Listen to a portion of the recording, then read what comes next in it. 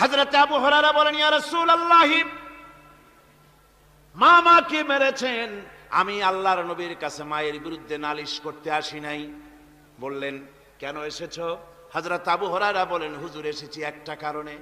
আমি জানি আল্লাহ নবী যদি আল্লাহর দরবারে হাত উঠায়া কোনো জিনিস বলে, আল্লাহ রাব্বুল আলামিন সঙ্গে সঙ্গে মঞ্জুর করে নেন। হুজুর আমি এসেছি, মেহেরবানি করে দোয়া করুন আমার মাকে যেন আল্লাহ হেদায়েত নসিব করে দেন।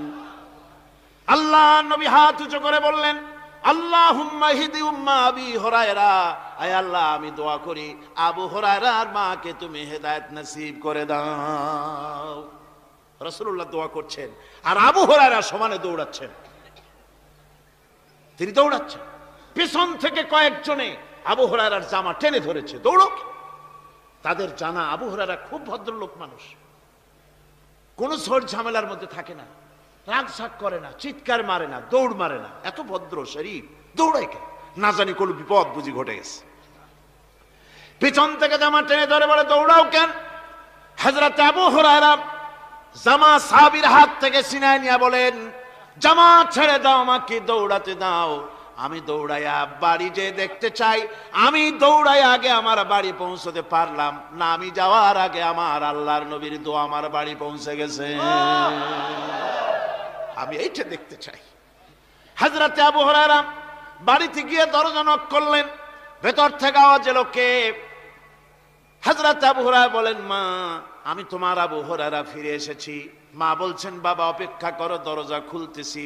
হযরত আবু হুরায়রা বলেন, মায়ের গলার আওয়াজের ভিতরে শিরকিয়াতের কর্কশতা পেলাম না, মায়ের গলার আওয়াজের ভিতরে তাওহীদের গন্ধ পেলাম। আমার মনে হলো নবীজির নিক্ষিপ্ত তীর তার নিশানায় পৌঁছে গেছে। কিছুক্ষণ পর মা আমার বেরিয়ে এলেন, মাথা থেকে চুলের থেকে বুড়ি মানুষ, সাদা চুলের ভিতর থেকে পানি পড়তেছে। মা বলল, বাবারে তোমারে মারার পর আমি বড় অনুতপ্ত হয়েছি, অনুশোচনা করেছি, আমি গোসল করেছি, মনে মনে ভাবলাম আমার ছেলে তো কোনো খারাপ জায়গায় যায় নাই, কেন তারে মারলাম? আমি বড় লজ্জায় পড়েছি তোমারে মেরে। ও আমার আবু হুরায়রা, আমি গোসল করেছি, পবিত্র হয়ে গেছি, জলদি করে আমাকে নিয়ে চলো বিশ্ব নবী জনাবে মুহাম্মদুর রাসূলুল্লাহর দরবারে।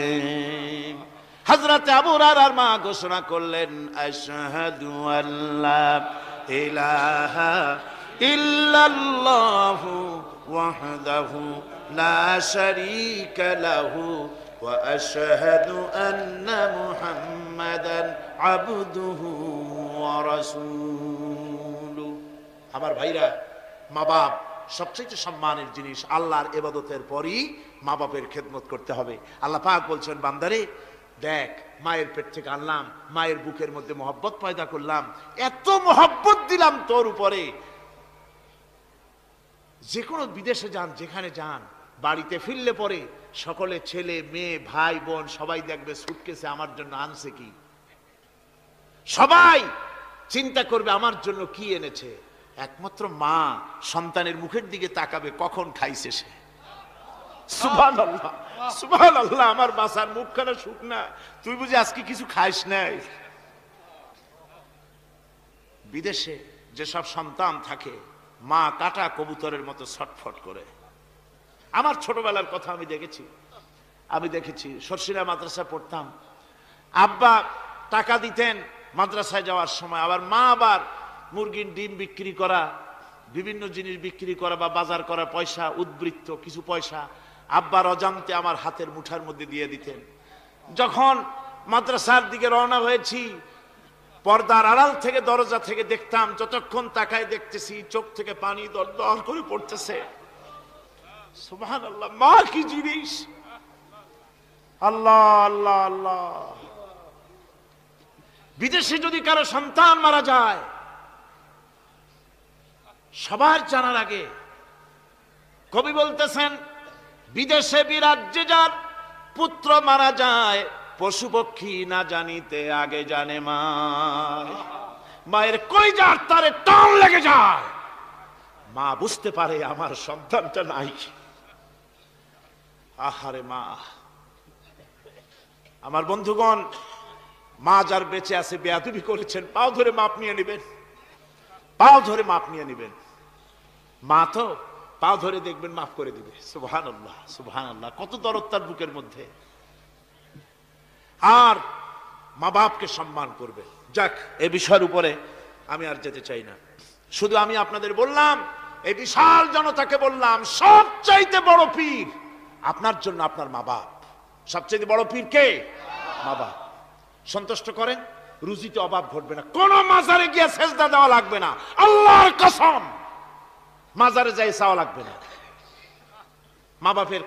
মা বাপকে খেদমত করেন, মা বাপকে খুশি করেন, মা বাপকে খাওয়ান, হাদিয়া দেন, মা বাপ খুশি, রুজিতে বরকত হবে, ব্যবসায় বরকত হবে, ঋণগ্রস্ত থাকবেন না, সম্মান আল্লাহ বাড়ায় দিবেন। সুবহানাল্লাহ বিহামদি, রাসূলুল্লাহর হাদিস। খামোখাই মাজারে গিয়ে মরেন আপনারা। কোথায় মাজার, ওরস, নরস শরীফ, গ্যারবি শরীফ, কত কিছু শরীফ, এসব শরীফ বাদ দেন। আল্লাহ, রাসূল, মা বাপ, ওলিউল্লাহ যারা, তাদের দোয়া মঞ্জুর হয়, তাদের দোয়া মঞ্জুর হয়। আল্লাহ পাক ওলিউল্লাহদের মধ্যেও বহুত রেখেছেন, দোয়া আল্লাহর দরবারে কবুল হয়ে যায়। কিন্তু মা বাপের বেলায় কোনো সন্দেহ নাই। ওলিউল্লাহর দোয়া আপনার জন্য কবুল হইতেও পারে, নাও হইতে পারে, কিন্তু মা বাপের দোয়া কবুল হবেই। কোন সুবহানাল্লাহ বিহামদিহি। আমি কিন্তু কোন ওলিউল্লাহকে অশ্রদ্ধা করছি না, তাই করছি নাকি? না, ওলিউল্লাহদের মর্যাদা অনেক অনেক, কিন্তু আমরা ভুল করি। যেখানে গেলে 16 আনা পাবো, সেখানে না গিয়ে 4 আনা পাওয়ার সম্ভাবনা আছে, ওইখানে যাই, এইটা করি ভুল। এই জন্য আমি অনুরোধ করব, মা বাপকে সম্মান করবে। আল্লাহ পাক বলছে, খালাকাল ইনসানা আল্লামাহুল বায়ান। আমি মানুষকে সৃষ্টি করেছি। কেমনে সৃষ্টি করলাম তা তো এতক্ষণ বললাম। এইভাবে করে মানুষ সৃষ্টি করেছি। দেখো, তোমার নিজের দিকে তাকাও। ফালয়ানজুরিল ইনসানু মিম্মা খুলিক। কিভাবে মানুষ তোমাকে সৃষ্টি করা হলো, একবার তাকায় দেখো, তোমার শরীরের দিকে একটু তাকায় দেখো তো, কেমনে আমি বানাইলাম, কিভাবে তৈরি করলাম, লক্ষ্য করো। এই যে মাথা, এই মাথাটার ভিতরে আছে কি? মগজ, ব্রেইন।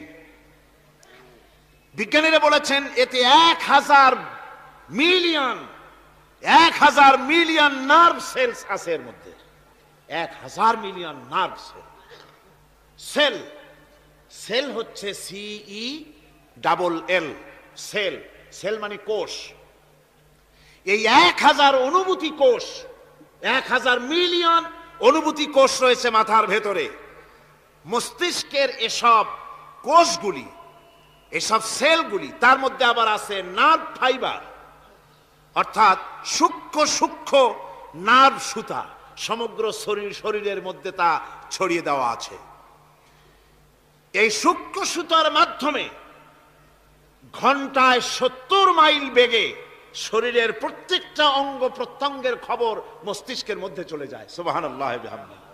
আপনার পায়ে যদি কাটা ফোটে, শরীরে যদি ব্যথা লাগে, ঘন্টায় 70 মাইল বেগে সূক্ষ্ম যে তারগুলি আল্লাহ দিয়েছেন, ওই তারের মাধ্যমে আপনার মাথায় চলে যায়। মস্তিষ্কে গেলে পরে তড়িৎ গতিতে সিদ্ধান্ত হয় কাটা তুলতে হবে, অথবা একটা সাপ দেখেছেন, সাপ প্রথম চোখ দিয়ে দেখলেন, চোখ, এই চোখের ভিতরে আপনার 130 মিলিয়ন লাইট রিসেপ্টর আছে, অর্থাৎ বিভিন্ন দৃশ্যকে, ছবিকে ক্যাচ করার মতো 130 মিলিয়ন লাইট রিসেপ্টর গ্রহণযোগ্য মেশিন রয়েছে চোখের ভিতরে। চোখ দিয়ে সাপ দেখলেন, চোখের ভিতরে রয়েছে আবার অসংখ্য তার। এই অসংখ্য তার ব্রেনের সঙ্গে জুড়ে দেওয়া আছে। চোখ সাপ দেখলো, 70 মাইল বেগে প্রতি ঘন্টায় এই খবর তড়িৎ প্রবাহের মতো মস্তিষ্কের ভেতরে চলে গিয়েছে। মস্তিষ্ক সঙ্গে সঙ্গে ডিসিশন দিচ্ছে, দৌড় মারো, অথবা লাঠি হাতে নাও, অথবা যে কোনো একটা পজিশন তাকে সাথে সাথে সিদ্ধান্ত দিয়ে দিচ্ছে। জোরে বলেন সুবহানাল্লাহ। এই অনুভূতি শক্তি যদি আল্লাহ পাক না দিতেন মানুষের শরীরে, পায়ের মধ্যে পাথর ঢুকলে, কাটা তো কাটা, পাথর ঢুকলেও টের পাইতাম না। আল্লাহ পাক এই ব্যবস্থা করে দিয়েছেন মস্তিষ্কের মধ্যে এতগুলি সেল, প্রত্যেকটা সেলের আলাদা আলাদা কাজ। সুখ, দুঃখ, ভালোবাসা, মোহাব্বত, আনন্দ, স্বাদ ইত্যাদি জিনিসের অনুভূতি মস্তিষ্কের ভেতর থেকেই হয়। এখানে সেগুলি রেখে দেওয়া হয়েছে। তারপরে রয়েছে এই মস্তিষ্কের ভেতরে মেমোরি, স্মৃতি শক্তি। দেখুন, এই যে টেপ রেকর্ডারে ওয়াজগুলি রেকর্ড হচ্ছে, তাফসীর রেকর্ড হচ্ছে। কিছুদিন পর ওই রেকর্ডের উপরে আর একটা কথা যদি উঠান, তাহলে প্রথম কথা থাকবে? প্রথম গান বা ওয়াজ থাকবে? নষ্ট হয়ে যাবে। কিন্তু আল্লাহ রাব্বুল আলামিন আপনার আমার মাথার ভিতরে এমন এক ফিতা দিয়ে দিয়েছেন, এমন একটা মেমোরি ফিতা দিয়েছেন, যেই ফিতার ভিতরে হাজার হাজার লক্ষ লক্ষ কোটি কোটি সমস্ত কথাগুলি ধরবে, আপনি মুখস্থ করতে পারবেন। আগে যা মুখস্থ করেছেন, পরে মুখস্থ করলে পরে আগেরটা মুছে যাবে না। সুবহানাল্লাহ বিহামদিহি। কি সুন্দর করে মস্তিষ্কের ভেতরে এই মেমোরি শক্তিকে আল্লাহ পাক তৈরি করে দিয়েছেন। চিন্তা করলে মাথা নত হয়ে যাবে আল্লাহর দরবারে। আল্লাহ পাক বলছেন, এই জিনিস আমি তোমার মাথার মধ্যে রেখেছি। দেখুন মানুষ কত কথা বলে, কত বই পড়ে, মানুষের মাথায় যত কথা আছে সব কথা যদি লিপিবদ্ধ হয় ভলিউম হয়ে যাবে, যা একটা লাইব্রেরিতে ধরা সম্ভব নয়। অর্থাৎ আপনার মাথাটা হচ্ছে একটা বিশ্বকোষ, আপনার মাথাটা হচ্ছে একটা বিরাট বিশ্বজোড়া লাইব্রেরি। জোরে কোন সুবহানাল্লাহ।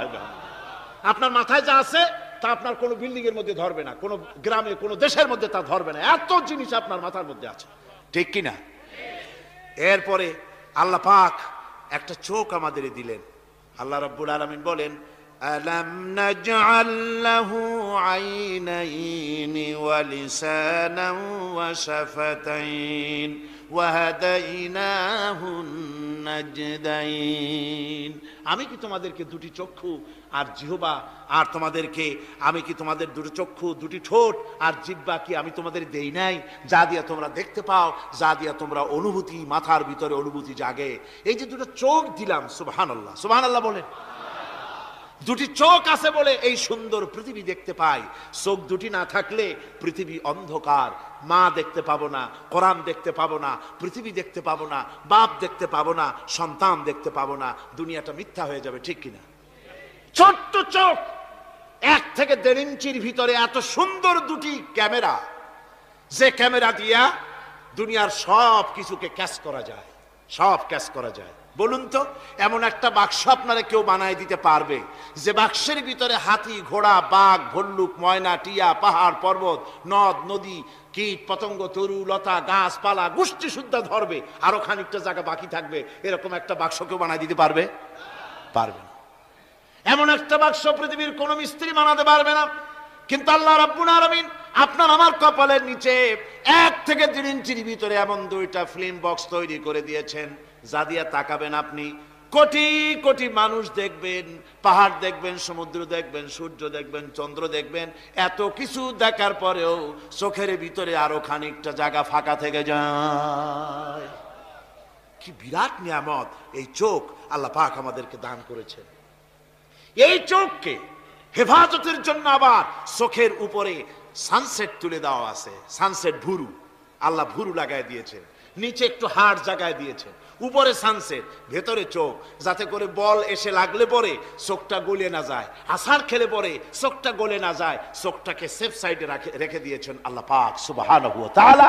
আল্লাহ পাকের কাছে শুকরিয়া তো আদায় করলাম না, আদায় করি। আসুন পড়ি আমরা সবাই, আলহামদুলিল্লাহি রাব্বিল আলামিন। আল্লাহ পাক বলেন, আলাম নাজআল লাহু আইনাইনি ওয়া লিসানান ওয়া শাফাতাইন। জিহ্বা দিলাম আমি তোমাকে, এই জিহ্বার ভিতরে 3000 আস্বাদন স্তর আছে। বিজ্ঞানীরা বলেছেন একটা জিহ্বার মধ্যে 3000 আস্বাদন স্তর আছে। প্রত্যেকটা স্তরের সাথে মস্তিষ্কের সাথে তার লাগানো আছে। জিহ্বায় সব জিনিসের টেস্ট নেবেন, আর তার অনুভূতি, তার স্বাদটা ওখানে টের পাবে মস্তিষ্কের ভেতরে। এই জিহ্বা আল্লাহ পাক দান করে দিলেন মুখের মধ্যে, সুবহানাল্লাহি বিহামদিহি। সব রকমের স্বাদ পান না একরকম? জিলাপির স্বাদ একরকম, রসগোল্লার স্বাদ আর এক রকম, ছানার স্বাদ আর এক রকম, বেলের স্বাদ একরকম, তালের স্বাদ আর এক রকম, মুরগির স্বাদ একরকম, খাসির স্বাদ আর এক রকম, লট্টা ফিশের স্বাদ একরকম, শুটকির স্বাদ আর এক রকম, কোরাল মাছের স্বাদ আর এক রকম, শাকের স্বাদ আর এক রকম। হাজার হাজার খাদ্য দ্রব্যের স্বাদ এক জিহ্বা দিয়ে আল্লাহ রাব্বুল আলামিন নেওয়ার তৌফিক দিলেন। খালাকাল ইনসান, কি সুন্দর করে মানুষ বানালাম। দেখিস না, শুকরিয়া আদায় করিস না, এগুলি দেখবি আর শুকরিয়া আদায় করবি কি সুন্দর করে আমি আল্লাহ তোমাকে সৃষ্টি করেছি। শুধু তাই নয়, আল্লাহ পাক বলেন ইয়া আইয়ুহাল ইনসানু মা গাররাকা বিরাব্বিকাল কারীম। ও মানুষ, কোন জিনিস তোমাকে ধোঁকায় ফেলে দিল? তোমার মহান প্রভুর ইবাদত থেকে, গোলামি থেকে কোন জিনিস তোমারে ধোঁকায় ফেলে দিল? কেন ধোঁকায় পড়ে গেলে? কোন খোদা? আল্লাযী খালাকাকা ফাসাওয়াকা ফাআদালাক ফি আইয়ি সূরাতিন মা শাআ রাক্কাবাক। ওই আল্লাহ যিনি তোমাকে সুগঠিত করেছেন, তোমাকে সুন্দর করেছেন, সুস্থ করেছেন, সম্পৃক্ত করেছেন, সংযোজিত করেছেন। রাক্কাবা ইউরাক্কিবু তারকিবান, একটার সাথে আরেকটার জোড়া পদ্ধতি কি সুন্দর করে বানালাম। সুবহানাল্লাহ বিহামদিহি। আমার ভাইরা লক্ষ্য করুন, আপনার পা থেকে শুরু করে মাথা পর্যন্ত প্রত্যেকেই তার নিজের হাতের 8 বিঘত। বিঘত বোঝেন? বিঘতের কি কয়েছি রে মামা? এক বিঘত খদ্দে না, 1 বিঘত। 1 বিঘত এইটাকে কি বলে? 1 বিঘত। প্রত্যেক ব্যক্তি তার পা থেকে শুরু করে, পায়ের তালু থেকে শুরু করে মাথা পর্যন্ত কয় বিঘত? 8 বিঘত। মাইপে দেখেন বাড়ি যায়। আর দুনিয়ার সব করলেন কিন্তু নিজের শরীরটা দেখেন নাই, শরীরটা দেখেন নাই। পা থেকে নিয়ে হাঁটু পর্যন্ত 2 বিঘত, হাঁটু থেকে কোমর পর্যন্ত 2 বিঘত, কোমর থেকে বুক পর্যন্ত, হাড় পর্যন্ত 2 বিঘত, হাড় থেকে মাথার তালু পর্যন্ত 2 বিঘত। মোট কয় বিঘত হলো? 8 বিঘত। আবার মানুষ যদি পাখির মতো দুটো ডানা এভাবে বিস্তার করে দেয়, তো ডান হাতের আঙ্গুল থেকে নিয়ে বাম হাতের আঙ্গুল পর্যন্ত এর দৈর্ঘ্য আসবে 8 বিঘত। তার মানে লম্বাও 8 বিঘত, চওড়াও। এর কোনো ব্যতিক্রম পৃথিবীর কোনো মানুষের হবে না। বাড়ি যেই মাপে দেখেন, অবশ্য নিজেরটা, অপরেরটা মাপলে তারতম্য হবে। এভাবে করে আল্লাহ সুবহানাহু ওয়া তাআলা সুন্দর করে সাজিয়ে তৈরি করে দিলেন। এরপরে মানুষের ফিঙ্গার প্রিন্ট, আঙ্গুলের ছাপ। মানুষ আজকে সই দেয়, তারপরে কয় যে না ওই সই আমি দেইনি। সাক্ষী দেয় আদালতের কাঠগড়ায় দাঁড়িয়ে। আচ্ছা ভাই, এত লোকের একসাথে পেশাব চাপছে। আমি বলছিলাম যে প্রকৃতির নিতান্ত ন্যাচারাল কল হলে উঠবেন, এটা কিন্তু ঠিক না। আপনার বোঝা উচিত কমন সেন্সের কমন বাদ দিয়া। শুধু সেন্স যদি থাকে তো চিন্তা করা উচিত লক্ষ মানুষকে ঠেলা এমন বেয়াদবি, নিতান্ত জবরদস্ত পায়খানা না আসলে কেউ কষ্ট দিবেন না, মানুষকে কষ্ট দিবেন না। পেশাব এবং পায়খানার জবরদস্ত ঠেলা না আসলে মানুষকে আল্লাহর হস্তে কষ্ট দিবেন না। লক্ষ লক্ষ মানুষের সঙ্গে বেয়াদবি করবেন না। আমার ভাইরা, বলতেছিলাম ফিঙ্গারপ্রিন্ট। আজকে সাক্ষ্য দিয়া বলে আমি ওই সাক্ষী দেই নাই। সাক্ষী দিয়া কোর্টে সাক্ষী দেয়, তারপরের দিন আবার যখন কোর্টে হাজির হয় কয় যে ও কথা মিথ্যা, আমি ওটা বলি নাই। এরপরে সই করে, পরের দিন কয় যে ওই সই আমার না, মিথ্যা সই। আল্লাহ রাব্বুল আলামিনের অ্যাডমিনিস্ট্রেশন দেখুন। রাব্বুল আলামিন এমন সুন্দর ফিঙ্গারপ্রিন্টের ব্যবস্থা করলেন, আঙ্গুল দিয়া যদি কাগজের উপরে বুড়ো আঙ্গুলের ছাপ লাগায় দেন, কিয়ামত পর্যন্ত আপনি আপনার 14 গোষ্ঠী এসেও কেউ এটাকে অস্বীকার করতে পারবে না। পৃথিবীর কোন মানুষের ফিঙ্গারপ্রিন্টের সাথে আরেকজনের আঙ্গুলের ছাপ মিলবে না। সুবহানাল্লাহ বলেন, জোরে কোন সুবহানাল্লাহ। আল্লাহ কয় কি সুন্দর বানাইলাম, দেখছো? একটু তাকায় দেখো জোড়া পদ্ধতি কেমনে জোড়াগুলি দিলাম। আঙ্গুলের মাথা থেকে বাহু পর্যন্ত 8খানা জোড়া। কয়খান জোড়া? মোট পুরা শরীরে 360টা জোড়া। কয়টা জোড়া? 360টি জোড়া পুরা শরীরের মধ্যে। আর আঙ্গুল থেকে শুরু করে বাহু পর্যন্ত 8খানা জোড়া আছে। এই যে জোড়াগুলি গুনে দেখছেন কখনো? না, গোনা হয় নাই। এ দিয়ে হাতাহাতি, মারামারি, ঘুষাঘুষি এই তো করি। গুনে দেখার সময় কই? আল্লাহর নবী বলেছেন, আল্লাহ রাব্বুল আলামিনের সৃষ্টি নৈপুণ্যতার উপরে কেউ যদি 1 ঘন্টা চিন্তা করে, আল্লাহ রাব্বুল আলামিন তার আমলনামায় 60 বছরের নফল ইবাদতের সওয়াব লিখে দেন। 60 বছরের নফল ইবাদতের সওয়াব লেখা যাবে আল্লাহর এই সৃষ্টি নৈপুণ্যতার উপরে চিন্তা করলে। এই যে জোড়াগুলি দেখেন, হাত আঙ্গুলের ভিতরে জোড়াস, কবজায় জোড়াস, কনুইতে জোড়াস। কনুইতে যদি কবজা না থাকতো আপনি খাবার খেতেন, খাবার মুখের দিতে পারতেন না, হাত তো ক্লোজ হবে না, যেহেতু এখানে কবজা নাই, এটা ক্লোজ হবে না। এখানে যদি কবজা না থাকে তাহলে হাতটা হবে একখান লাঠি, অথবা বড় জোর এটাকে বলতে পারেন একখান কাঁটা চামচ। এই কাঁটা চামচ দিয়া একজন আর একজনের খাওয়াই দিবেন মাত্র, নিজেরটা নিজে খাওয়া যাবে না। তা আবার আঙ্গুলে যদি কবজা না থাকে অপরকে খাওয়াইতে গিয়া কাঁটা চামচের 2 আঙ্গুল কারো নাকের সেদার মধ্যেও ঢুকে যেতে পারে। এত সুন্দর করে আল্লাহ বানালেন, কত বড় কারিগর তিনি, সুবহানাল্লাহ। কত বড় কারিগর আল্লাহ রাব্বুল আলামিন। তাই বলেন, ইয়া আইয়ুহাল ইনসানু মা গাররাকা বিরাব্বিকাল কারীম। কোন জিনিস তোমাকে ধোঁকায় ফেলে দিল? ওই মহান আল্লাহ রাব্বুল আলামিনের ইবাদত থেকে, গোলামি করা থেকে। কি সুন্দর করে বানালাম। আমার ভাইরা, আমার নিজের জীবনের এক দৃষ্টান্ত আমি প্রায় বলি লোকদেরকে। ছোটবেলায় মাদ্রাসা থেকে বাড়ি ফিরতেছি, তখন গয়নার নৌকা, লঞ্চ নাই, নৌকা। সেই নৌকা বিরাট লম্বা নৌকা, 4-5 জনে দাঁড় বায়, বড় বড় লম্বা লম্বা দাঁড়, শিপ নৌকা, খুব লম্বা নৌকা। এই নৌকাগুলি প্যাসেঞ্জার বহন করে। স্টেশন আসতে পরে ঢোল পিটায়, মানুষ এসে ওঠে। রাতের বেলায় চলতে হয়, রাতেই এগুলো চলতো বেশি, আজকাল এগুলি আর নাই। সেই নৌকার মাঝখানে থাকতো বাঁশ পোতা, 2 দিকে মানুষ শোবে, নৌকার 2 দিকে মাথা দিয়ে, 1 দিকে পা দিয়ে শোবে। ছাত্র জীবন, শুয়ে আছি এরকম করে, কিন্তু পা লম্বা করা যায় না, পা লম্বা করলে আর একজনের বুকের উপরে গিয়ে ওঠে। এভাবে করে পা কতক্ষণ গোটো করে রাখা যায়? কিছুক্ষণ পর মনের মধ্যে চিন্তা জাগলো যে আল্লাহ, হাঁটুতে তো ব্যথা করতেছে, এই হাঁটুগুলি যদি নাট বল্টুর মতো মোড়ায় মোড়ায় খোলার সিস্টেম করে দিতে, তাহলে তো এখন কষ্ট হতো না। ঠ্যাংডারে মোড়াইয়া খুলিয়া তারপরে ব্যাগের মধ্যে ভরিয়া বালিশের কাজও হতো, ঠ্যাংও ব্যথা করতো না। ছাত্র হলে যত চিন্তা মাথার মধ্যে আসে, এই সব চিন্তা, কেনুর মধ্যে একটা মুড়ি প্যাঁচ হলে ভালো হইতো, এই সব চিন্তা করতেছে। চিন্তা করে করে এক ফাঁকে ঘুম এসে গেল। সকালবেলায় নৌকা যখন ভিড়েছে স্টেশনে, ঘুম ভেঙে গেল যাত্রীদের চিৎকারে। একজন বলছে আমার মানি ব্যাগ চুরি হয়েছে, আর একজন বলল আমার হ্যান্ড ব্যাগ গেছে, আর একজন বলছে আমার ব্রিফকেস গেছে, চোরে নিয়ে গেছে। ওরা তো যার যার হারানো জিনিস নিয়ে ব্যস্ত।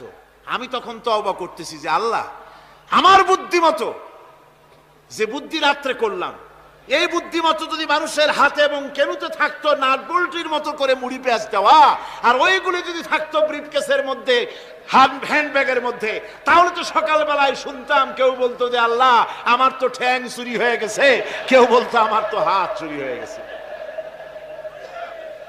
আল্লাহ আল্লাহ আল্লাহ আল্লাহ, আল্লাহু আকবার।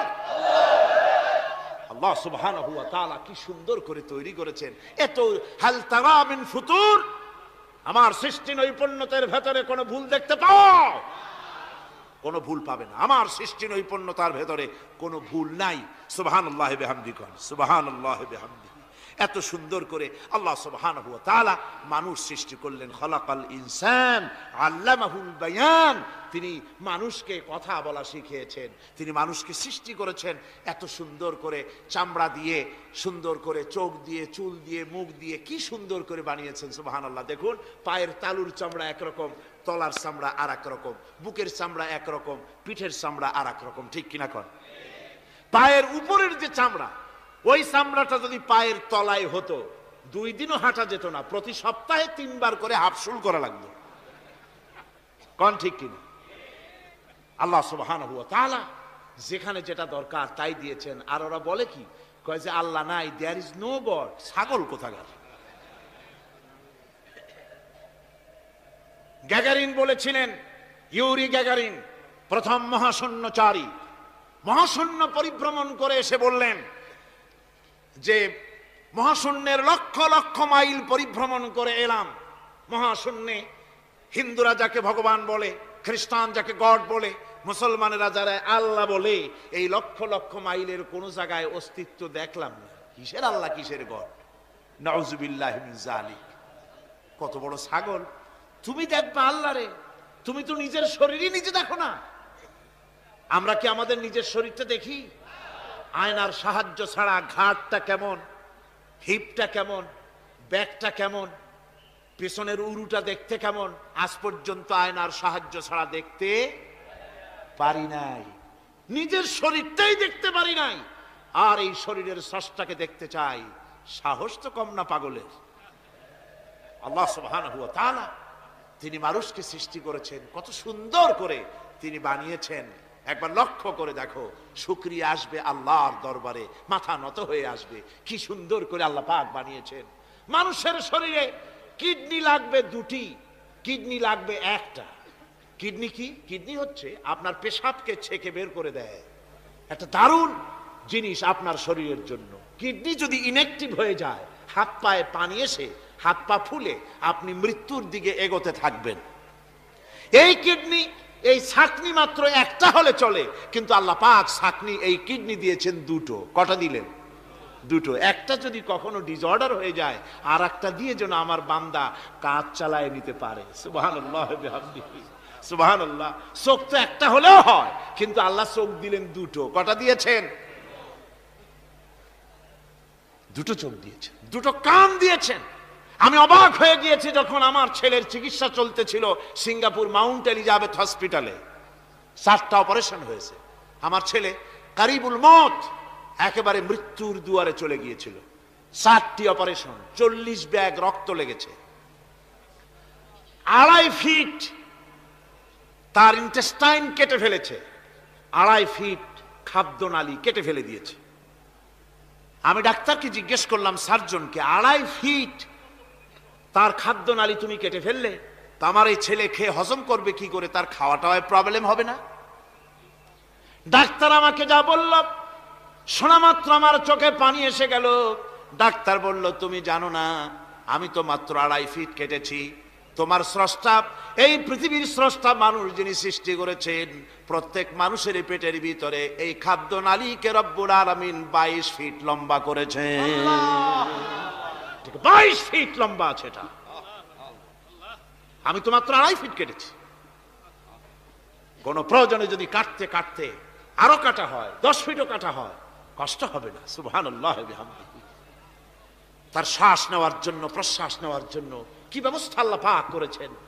হার্ট, মানুষের হার্ট বিট হচ্ছে, এটাকে হার্ট বিট যেটা হয়, সংকোচন সম্প্রসারণ। এই যে মানুষ, ডাক্তাররা বলে রোগী হার্ট অ্যাটাক করেছে, হার্ট অ্যাটাক করেছে।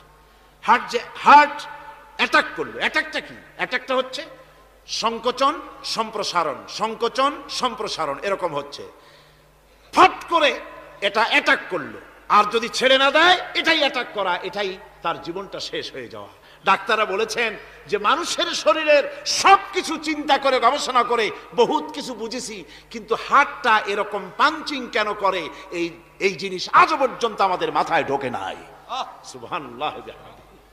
আল্লাহ পাক কি সুন্দর করে এই পাঞ্চিং এর মাধ্যমে, হার্ট যেভাবে করতেছে, এই পাঞ্চিং এর মাধ্যমে সমস্ত শরীরের রক্তগুলি পা থেকে শুরু করে মাথা পর্যন্ত সব ছড়িয়ে দেওয়া হচ্ছে, এভাবে এভাবে ছড়িয়ে দেওয়া হচ্ছে, যাতে করে মানুষ জীবিত থাকে, শরীরের রক্ত গরম থাকে, হিম শীতল হয়ে মানুষ যেন মারা না যায়। এই জন্য আল্লাহ সুবহানাহু ওয়া তাআলা এত সুন্দর ব্যবস্থা করেছেন। এক সময় আঘাত পেয়ে অনেকগুলি রক্ত যদি পড়ে যায়, মানুষ রক্ত শূন্যতায় মরবে না, আবার খানিকটা রক্ত রিজার্ভও থাকে। আল্লাহ পাক রিজার্ভ করে রাখেন। স্পঞ্জের ভিতরে পানি থাকলে উপর থেকে টের পাওয়া যায়, ওরকম খানিকটা রক্ত আল্লাহ শরীরের ভিতরে রিজার্ভ করে গেছেন। এই জন্য বড় বড় ডাক্তাররা, বড় বড় ডাক্তার, বড় বড় বিজ্ঞানী কখনোই নাস্তিক হয় না। এই সব দৃশ্য দেখে তারা মনে করে নিশ্চয়ই একজন কেউ আছেন যিনি এগুলি তৈরি করেছেন, এগুলি এমনে এমনে হয় নাই। যিনি তৈরি করেছেন তিনি কে? তিনি হচ্ছেন আল্লাহ সুবহানাহু ওয়া তাআলা। তিনি এগুলি সৃষ্টি করেছেন, তিনি এগুলি তৈরি করেছেন। ওই আল্লাহ পাকের কাছেই আমাদের সকলকেই ফিরে যেতে হবে। আল্লাহ রাব্বুল আলামিন তিনি বলছেন, আমি মানুষ সৃষ্টি করেছি, খালাকাল ইনসানা আল্লামাহুল বায়ান। মানুষ সৃষ্টি করেছি, শুধু মানুষকে সৃষ্টি করি নাই, আমি আবার তার জোড়াও তৈরি করে দিয়েছি। মানুষ একা একা না, পৃথিবীতে সব জোড়ায় জোড়ায় তৈরি করেছি। উদ্ভিদের মধ্যে জোড়া তৈরি করেছি, প্রাণী জগতের মধ্যে জোড়া তৈরি করেছি। এই দুনিয়ার ভিতরে যা কিছু আছে, উদ্ভিদ হোক আর মানুষ হোক, প্রাণী জগৎ হোক, সবগুলিকে আমি আল্লাহ জোড়া বানাইছি। জোড়ায় জোড়ায় নর এবং নারী সবগুলির মধ্যে করে দিয়েছি, যাতে করে তোমরা তাদের কাছে শান্তি পাও। আর তোমাদের মধ্যে ভালোবাসা সৃষ্টি করেছি, মহব্বত সৃষ্টি করে দিয়েছি।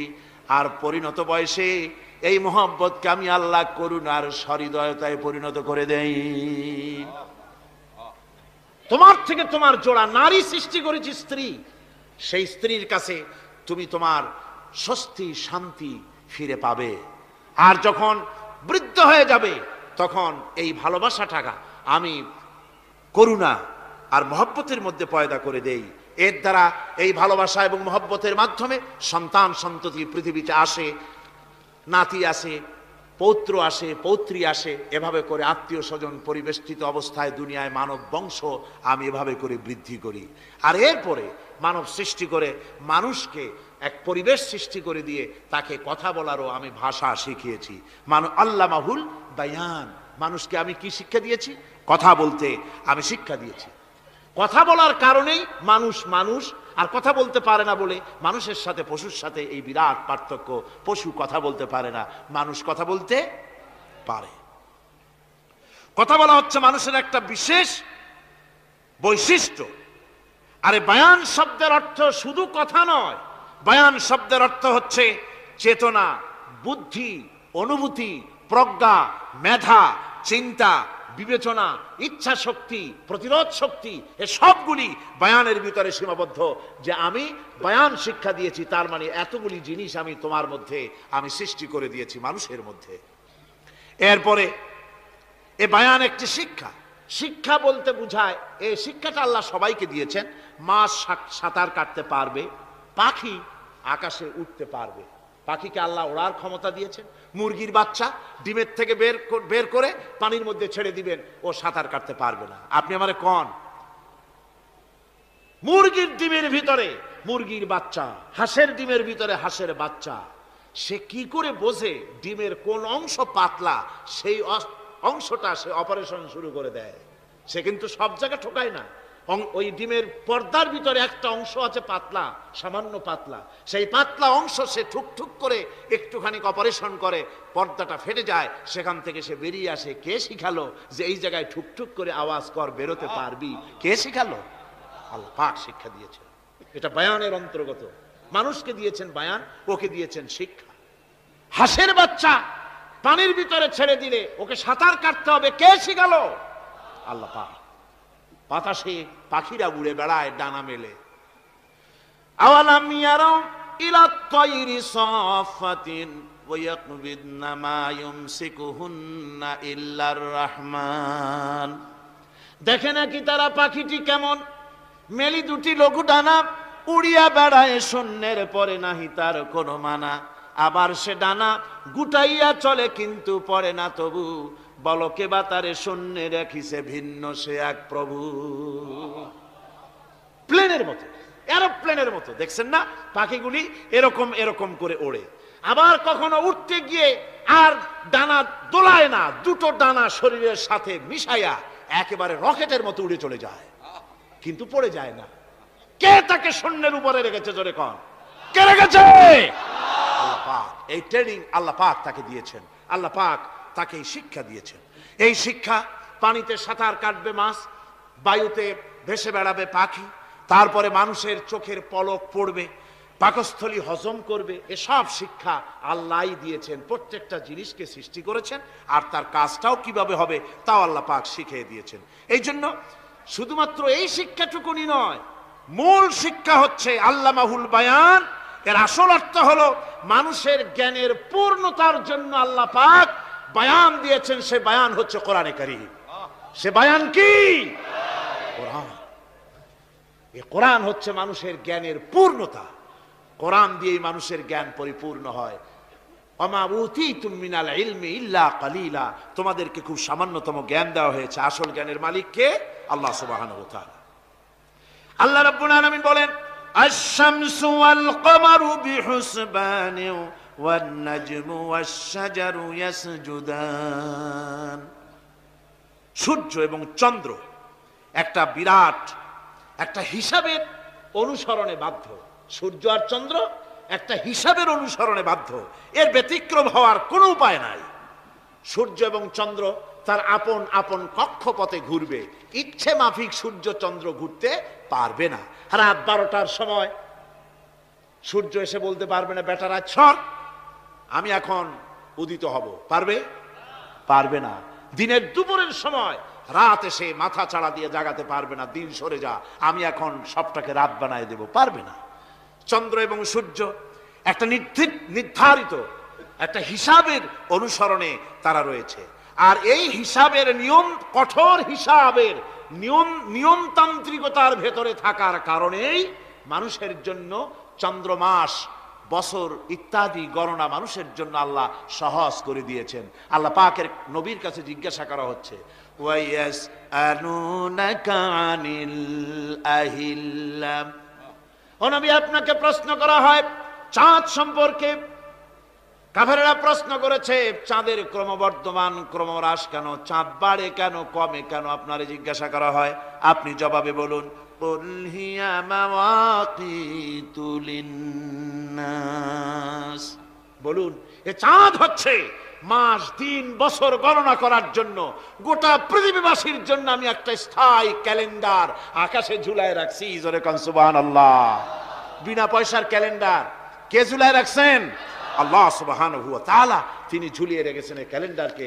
আর এই চন্দ্র সূর্য নিজের ইচ্ছা মাফিক চলতে পারে না। আল্লাহ পাক কোরআনে কারিমে বলেছেন আফা গায়রা দীনিল্লাহি ইয়াবগুন ওয়ালাহু আসলামা মান ফিস সামাওয়াতি ওয়াল আরদি তাওআন ওয়া কারহা।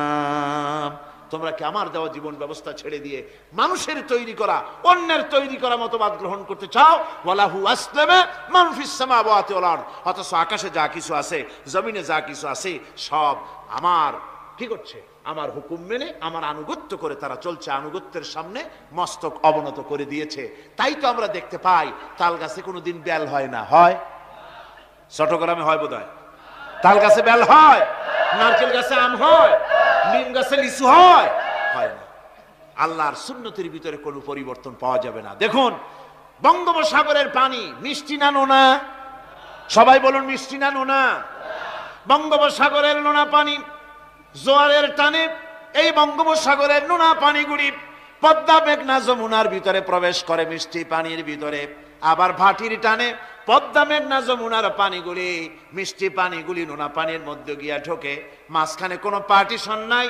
নোনা পানি মিষ্টি পানির এলাকাকে নোনা বানাতে পারে না, আবার মিষ্টি পানিগুলি গিয়া নোনা পানিগুলিরে মিষ্টি বানাইতে পারে না। কার হুকুম পালন করে? কার হুকুম? النجم والشجر يسجدان والسماء رفعها ووضع الميزان। তারকা, বৃক্ষরাজি সব সেজদায় রত। তারাই সেজদা দেয় কারে? কারে সেজদা দেয়? চাঁদ সেজদা করে কাকে? সূর্য করে কাকে? গাছপালা করে কারে? আল্লাহ পাককে সেজদা করে সবাই। সমস্ত সৃষ্টি জগতের কাজ হলো তিনটা। সৃষ্টি জগতের কাজ কয়টা? তিনটি কাজ।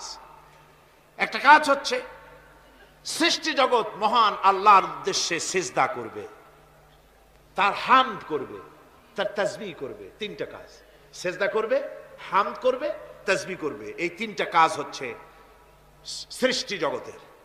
গোটা পৃথিবীর সবকিছু আল্লাহ পাককে সিজদা করছে।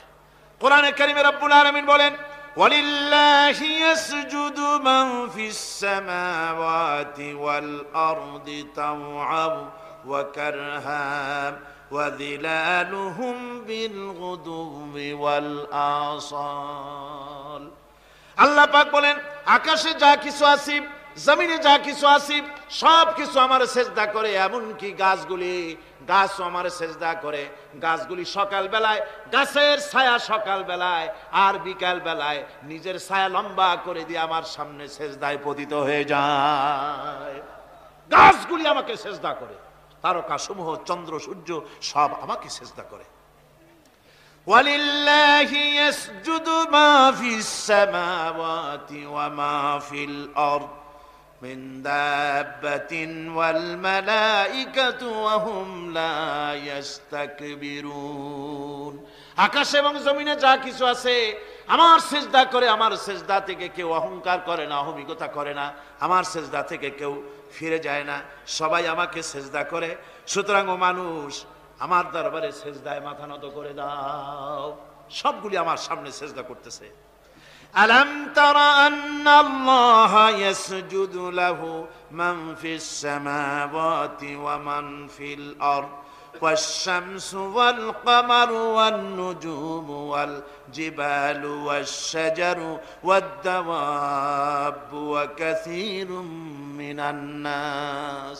আল্লাহ পাক বলছেন, আকাশ এবং জমিনে যা আছে সব আমাকে সেজদা করছে। চাঁদে, সূর্যতে, গাছপালায়, পাহাড় পর্বতে সবকিছু, সমস্ত প্রাণী জগৎ পর্যন্ত, চতুষ্পদ জন্তুগুলি পর্যন্ত আমি আল্লাহকে সেজদা করে। সুবহানাল্লাহ, সুবহানাল্লাহ কোন? সব সেজদা আল্লাহর জন্য। সুতরাং আল্লাহ পাককে সেজদা করতে হবে। এই সেজদা দিয়ে ধন্য হচ্ছে সমস্ত সৃষ্টি জগৎ। মানুষ শুধু আল্লাহ পাককে সেজদা করছে না, অনেক মানুষ সেজদা থেকে গাফেল। সেই জন্য গতকালও আমি আপনাদের সামনে বলেছিলাম, আল্লাহকে সেজদা দিবেন, সেজদাই বেশি মজা। সেজদাই যদি না দিতে পারলেন তাহলে দিবেনটা কি? আপনাকে সৃষ্টি করা হয়েছে সেজদার জন্য।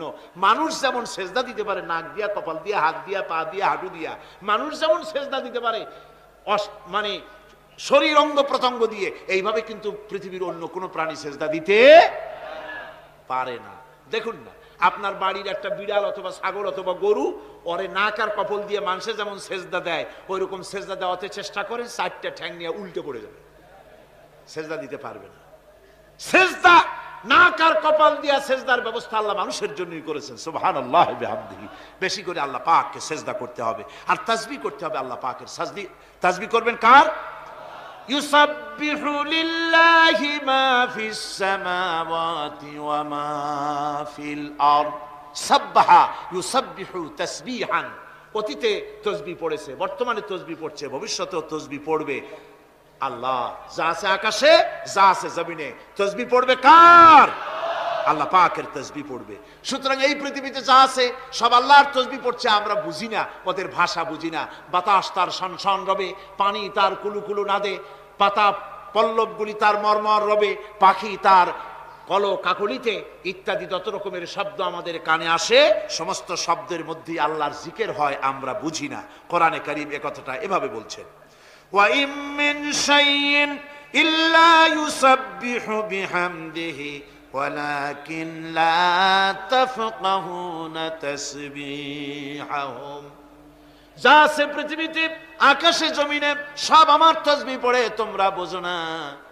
ওই ফাল্গুন মাসে, চৈত্র মাসে, বসন্তকালে গাছের ডালে ডালে কোকিল বসে ডাকে কুহু কুহু করে, তুমি শোনো কুহু কুহু, আসলে তো কুহু কুহু না, ওরা ডাকে আল্লাহু আল্লাহু।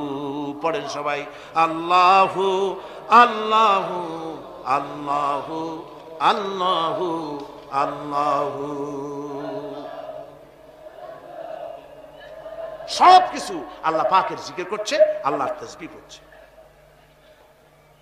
والسماء رفعها ووضع الميزان ألا تطغوا في الميزان وأقيموا الوزن بالقسط ولا تخسروا الميزان। আকাশমণ্ডলকে তিনি সুউচ্চ করে রেখেছেন এবং মানদণ্ডকে তিনি প্রতিষ্ঠিত করেছেন। সুতরাং মানদণ্ডকে বিপর্যস্ত করো না, মানদণ্ডকে প্রতিষ্ঠিত করো। আর পাল্লার দাড়িকে খবরদার বাঁকা করে দিও না। এই যে মিজান শব্দ আল্লাহ তিনটি আয়াতে, তিন জায়গায় আল্লাহ মিজান শব্দ ব্যবহার করলেন। এই মিজান হচ্ছে মানদণ্ড। এই মানদণ্ড কি? সূরা আল হাদীদের মধ্যে আল্লাহ পাক এটা আরো সুন্দর করে এখানে বলেছেন, লাকাদ আরসালনা রুসুলানা বিল বাইয়িনাতি ওয়া আনজালনা মাআহুমুল কিতাবা ওয়াল মিজানা লিয়াকুমান নাসু বিল কিসত। আমি রাসূলদেরকে, অবশ্যই আমি আমার রাসূলদের পৃথিবীতে প্রেরণ করেছি, তাদের সাথে দিয়েছি বাইয়িনাত, তাদের সাথে দিয়েছি কিতাব, আর তাদের সাথে দিয়েছি আমি মিজান। সমস্ত নবীদেরকে তিনটা জিনিস দেওয়া হয়েছে কোরআনে। এখানে বলা হচ্ছে কয়টা জিনিস? তিনটা। একটা হচ্ছে কিতাব, একটা হচ্ছে বাইয়িনাত, আর একটা হচ্ছে মিজান। বাইয়িনাত হচ্ছে যে সমস্ত দলিলের মাধ্যমে বোঝা যায় যে উনি আল্লাহর পয়গম্বর, এগুলি হচ্ছে বাইয়িনাত। আর কিতাব হচ্ছে আল্লাহর পক্ষ থেকে যে ওহীর মাধ্যমে যে কিতাব আসছে সেই কিতাব। আর মিজান হচ্ছে ন্যায় বিচার, সুষ্ঠু বিচার। এই সুষ্ঠু বিচার যা দিয়ে হক এবং বাতিলকে বোঝা যায়, এই ন্যায় বিচার, সুষ্ঠু বিচার কোরআনের মাধ্যমে আল্লাহ পাক নবীদেরকে দান করেছেন। সুতরাং এই পৃথিবীতে যদি আমরা শান্তি চাই, স্বস্তি চাই, আমরা যদি নিরাপত্তা চাই, তাহলে মিজান, জাস্টিস কায়েম করতে পারে কেবলমাত্র কোরআন। এই কোরআনের আইন অনুযায়ী জীবন পরিচালিত করতে পারলে আমরা দুনিয়ায় শান্তি পাবো। এমনকি আল্লাহ পাক সমস্ত ন্যায় বিচার শিখাইছেন, পরের হক কিভাবে আদায় করবেন, দরিদ্রের হক কিভাবে আদায় করবেন, এমনকি ওজন করতে গিয়ে আপনি যেন কোনো ক্রেতাকে না ঠকান সে কথাও আল্লাহ বলেছেন। খবরদার দাড়ির পাল্লার দাড়িটাকে কখনো বাঁকা করো না, উল্টা পাল্টা করো না। একথা কোরআনে কারীমের মধ্যে আল্লাহ পাক পরিষ্কার করে আমাদের সামনে বলে দিলেন। আমার বন্ধুগণ, এরপরে সর্বশেষ আমি শেষ করে এনেছি আর মাত্র দুটি আয়াত আপনাদের সামনে বলে আমরা যাব আকর্ষণীয় মুনাজাতের দিকে ইনশাআল্লাহ। সবাই বলেন ইনশাআল্লাহ। আল্লাহ রাব্বুল আলামিন এবার বলেন, ওয়াল আরদা ওয়াদাহা লিল আনাম ফিহা ফাকিহাতু ওয়ান নাখলু যাতুল আকমাম। আল্লাহ পাক বলছেন পৃথিবীকে তিনি সমস্ত সৃষ্টির জন্য এই পৃথিবী বানিয়েছেন। আনাম শব্দের অর্থ হচ্ছে জীব, জানদার। যত জানদার আছে সমস্ত জানদারদের জন্য আল্লাহ পাক এই পৃথিবীকে বানিয়েছেন। অর্থাৎ যাদের প্রাণ আছে, প্রাণী সময়ের জন্য আল্লাহ যা সৃষ্টি করেছেন সেটা হলো এই পৃথিবী। এই পৃথিবী ছাড়া অন্য কোথাও কোন প্রাণী বসবাসের উপযোগী করে আল্লাহ তৈরি করেন নাই। এই পৃথিবীটা কি আল্লাহ পাক প্রাণীদেরকে বসবাসের উপযোগী করে তৈরি করেছেন।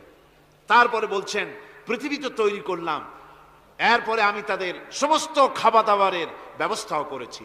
ওয়ান নাখলু যাতুল আকমাম, খেজুরগুলিকে আমি প্যাকেট করে তোমাদের সামনে দিয়েছি, আচ্ছাদন দিয়ে দিয়েছি। খেজুরের কথা এখানে বলা হয়েছে, শুধু খেজুর নয়, খেজুর, আঙ্গুর, বেদানা, আপেল, যত খাবার আমাদের সামনে আল্লাহ দিয়েছেন সমস্ত খাবারগুলি প্যাকেট করা। জোরে বলেন কি করা? প্যাকেট করা। কি মহব্বত করে আল্লাহ দিয়েছেন। কলা বলেন, তাল বলেন, বেল বলেন, সব খাবারগুলিকে আল্লাহ পাক প্যাকেট করে মানুষের সামনে হাজির করেছেন। কারণ ওয়ালাকাদ কাররামনা বানি আদমা, যেহেতু আদম সন্তানকে আমি সম্মানিত করেছি, তাই আদম সন্তানের সামনে, ভদ্র সম্মানিত মেহমানের সামনে যত খাবার দিলাম সব খাবারগুলিকে আমি গুছিয়ে সুন্দর করে সাজিয়ে আমি কভার করে তোমার সামনে পেশ করেছি। ওয়াল হাব্বুজুল আসফি ওয়ার রাইহান, এরপরে দানা দিয়েছি, ভুসি দিয়েছি। দানা হচ্ছে মানুষের খাবার, ভুসি হচ্ছে পশুর খাবার। এই মানুষের খাবার, পশুর খাবার সবকিছু আমি পরিবেশন করেছি। এরপর আল্লাহ বলছেন, ফাবিআইয়ি আলা'i রাব্বিকুমা তুকাযযিবান। পড়েন, ফাবিআইয়ি আলা'i রাব্বিকুমা তুকাযযিবান। আল্লাহ পাক বলছেন, কোন নিয়ামতকে, তোমার প্রভুর কোন নিয়ামতকে অস্বীকার করতে পারো?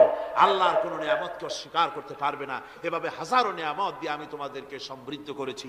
সূরা আর রহমান একেবারে শেষ পর্যন্ত আল্লাহর এই সমস্ত নিয়ামত দিয়ে ভরা, নিয়ামতের কথা দিয়ে, রহমতের কথা দিয়ে ভরা। জোরে কোন সুবহানাল্লাহি বিহামদিহি।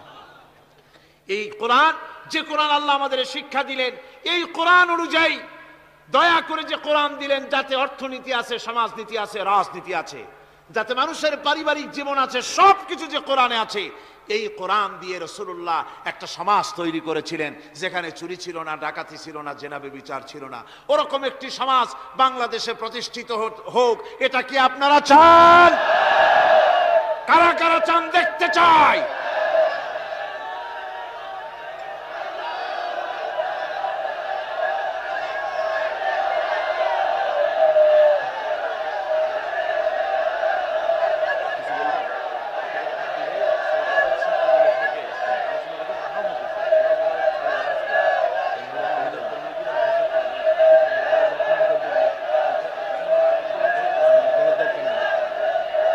বসুন, এক মুহূর্তে বসে পড়ুন,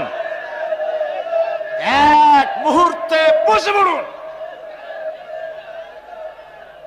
আলহামদুলিল্লাহ, সবাই কোন আলহামদুলিল্লাহ। আদব রক্ষা করুন, আদব রক্ষা করুন, তাড়াতাড়ি বসুন, তাড়াতাড়ি। আলহামদুলিল্লাহ। আমি বুঝছি ওই এক বুড়ি আছাড় খেয়ে পড়ে গেছিল, বলল যে পড়লাম যখন তুমি একটু পান খাইনি, মানে স্লোগানের সুযোগ যখন পাইলাম একটু দাঁড়ায় কোমরটা সোজা করে নি। মন্দ না, ভালোই করেছেন। তবে এখন মোনাজাত হতে যাচ্ছে। কি হতে যাচ্ছে? 5 দিনের তাফসীরুল কোরআন মাহফিলের মোনাজাত। খবরদার, মাহরুম হবেন না কেউ। আশাটাই ব্যর্থ হয়ে যাবে। আদ-দুআউ মাখুল ইবাদা। ইবাদতের মগজ কি? জোরে কোন কি? এরপর আর কাউকে হাঁটতে দিবেন না। সব যার যার জায়গায় বসে পড়ুন, যার যার জায়গায় বসে পড়ুন। মুনাজাতে শরীক হওয়ার জন্য প্রস্তুতি গ্রহণ করুন। আল্লাহ সুবহানাহু ওয়া তাআলা তিনি আমাদের জন্য কোরআন দান করেছেন। এই কোরআনই সমাজ গঠনের জন্য আমাদেরকে ঐক্যবদ্ধ হতে হবে। কোরআনের সমাজ গঠন করতে চান? রাসূল করিম সাল্লাল্লাহু আলাইহি সাল্লাম এই কোরআন দিয়ে সমাজ গঠন করেছিলেন। সেই সমাজে চুরি ছিল না, ডাকাতি ছিল না, জেনা ছিল না, ব্যভিচার ছিল না। সেই সমাজ প্রতিষ্ঠা করতে গিয়ে রাসূলুল্লাহকে রক্ত দিতে হয়েছিল, জীবন দিতে হয়েছিল সাহাবায়ে কেরামদেরকে। আমাদেরকেও প্রয়োজন হলে রক্ত দিতে হবে। পারবেন? পারবেন? আজকে সারা পৃথিবী জুড়ে মুসলমানদের বিরুদ্ধে চূড়ান্ত আযাব এসেছে, চূড়ান্ত গজব এসেছে, চূড়ান্ত মার এসেছে।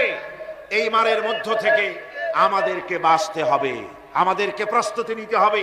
আগামী দিনের জন্য, আল্লাহর দ্বীন প্রতিষ্ঠার জন্য দৃঢ় সংকল্পবদ্ধ আমাদের হতে হবে। দুনিয়ার চতুর্দিকে আজকে মার শুরু হয়েছে। বসনিয়ার মুসলমানদেরকে মারতে মারতে ছোট্ট একটা থানার মতো বানায় ফেলেছে। এখন আমি বসনিয়ার লোকদের সঙ্গে মিলিত হয়েছি। আমার যখন ইংল্যান্ড সাপোর্ট ছিল, তখন বসনিয়ার কয়েকজন লিডারের সঙ্গে আমার দেখা হয়েছে আমেরিকা এবং ব্রিটেনে। একসঙ্গে প্রোগ্রাম করেছি। আমাকে ইমাম সাহেবকে বক্তৃতা দিতে দেওয়া হলো। বসনিয়ার এক মসজিদের ইমাম, তিনি বক্তৃতা করতে গিয়ে বললেন, পৃথিবীর মুসলমানেরা রোজা রাখে বছরে 1 মাস, আর আমরা বসনিয়ার মুসলমানেরা রোজা রাখতেছি বিগত 16 মাস। কোনো খাবার পাই নাই, খাবার পাই নাই। ছোট্ট ছোট্ট বাচ্চাগুলিকে জবাহ করে এরপরে বসনিয়ার মুসলমান মায়ের মুখের উপরে ধরা হচ্ছে স্বাধীনতার শুরুয়া খাও। স্বামীর সামনে স্ত্রীকে ধর্ষণ করা হচ্ছে, পিতার সামনে কন্যাকে ধর্ষণ করা হচ্ছে। এইভাবে মারতে মারতে তাদেরকে বাংলাদেশের একটা থানার মতো এলাকায় করে ফেলেছে। একদিকে ক্রোয়েশীয়, একদিকে সার্বীয়, একদিকে সমুদ্র, মাঝখানে তাদেরকে আটকায় ফেলেছে। একটা পথ দিয়ে তাদের রসদ আসতো, সেই পথটাও নিয়ন্ত্রণ করছে সার্বীয়রা। হয়তো একদিন আমরা শুনতে পাবো সার্ব নামক, বসনিয়া নামক একটা ভূখণ্ড ছিল পৃথিবীর বুকে, আজ আর তা নাই, কাফেরদের দখলে চলে গেছে। মুসলমানদের মাদ্রাসা মসজিদ শেষ করেছে, মুসলমানদেরকে বেইজ্জত করেছে, শেষ করে ফেলেছে। আহারে, যাদের টাকা আছে, পয়সা আছে, ওই মুসলমানেরা আল্লাহর দরবারে কি জবাব দিবে? বসনিয়ার ব্যাপারে কি জবাব দিবে? আল্লাহ যাদেরকে টাকা দিয়েছেন, পয়সা দিয়েছেন, আল্লাহ পাক বলেছেন, আমালাকুম লা তুকাতিলুনা ফি সাবিলিল্লাহ আল মুস্তাদাফিন মিনার রিজাল ওয়ান নিসা ওয়াল বিলদান আল্লাযীনা ইয়াকুলুনা রাব্বানা আখরিজনা মিন হাযিহিল ক্বরিয়াতি যালিমি আহলুহা।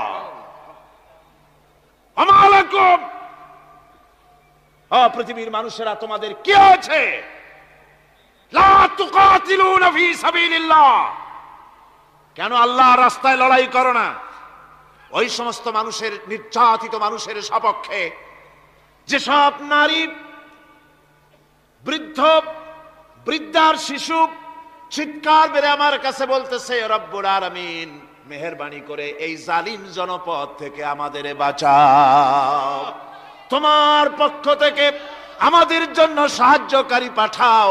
এই বলে যখন বসনিয়ার মুসলমানেরা কান্দে, যাদের টাকা আছে, পয়সা আছে, ওদের সাহায্য করতে যারা এগিয়ে এলো না, কিয়ামতের দিন আল্লাহর দরবারে অবশ্যই আসামি হওয়া লাগবে, কোনো সন্দেহ নাই। আজ আরাকান আমাদের বাড়ির কাছে, বার্মা, সেখান থেকে আমার কাছে লেখা হয়েছে, তারা লিখছে সামরিক জান্তার সম্মিলিত সামরিক বাহিনী নতুন ভাবে চরম নির্যাতন শুরু করেছে। এবারের নির্যাতনের প্রধান টার্গেট হচ্ছে আলেম সমাজ। এ বাহিনী দীর্ঘদিন ধরে মুসলিম নারীদের জন্য শরীয়তের দৃষ্টিতে পর্দা আবশ্যক নয় মর্মে আলেমদের কাছ থেকে ফতোয়া আদায়ের জন্য চেষ্টা করে।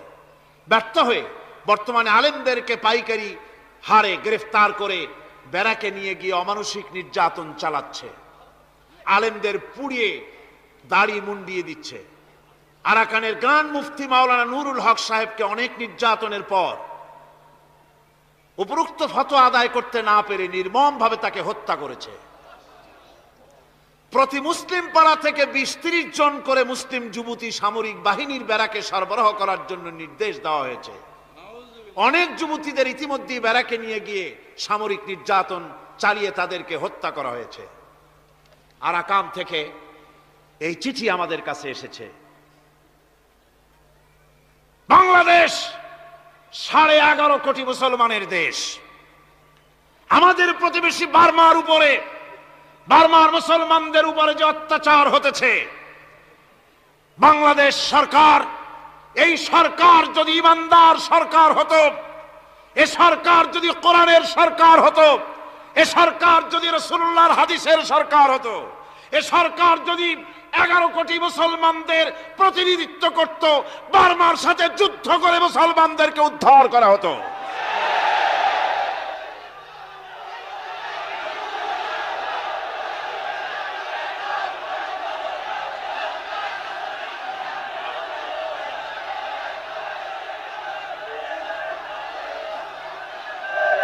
আমার মুসলমান ভাইয়েরা,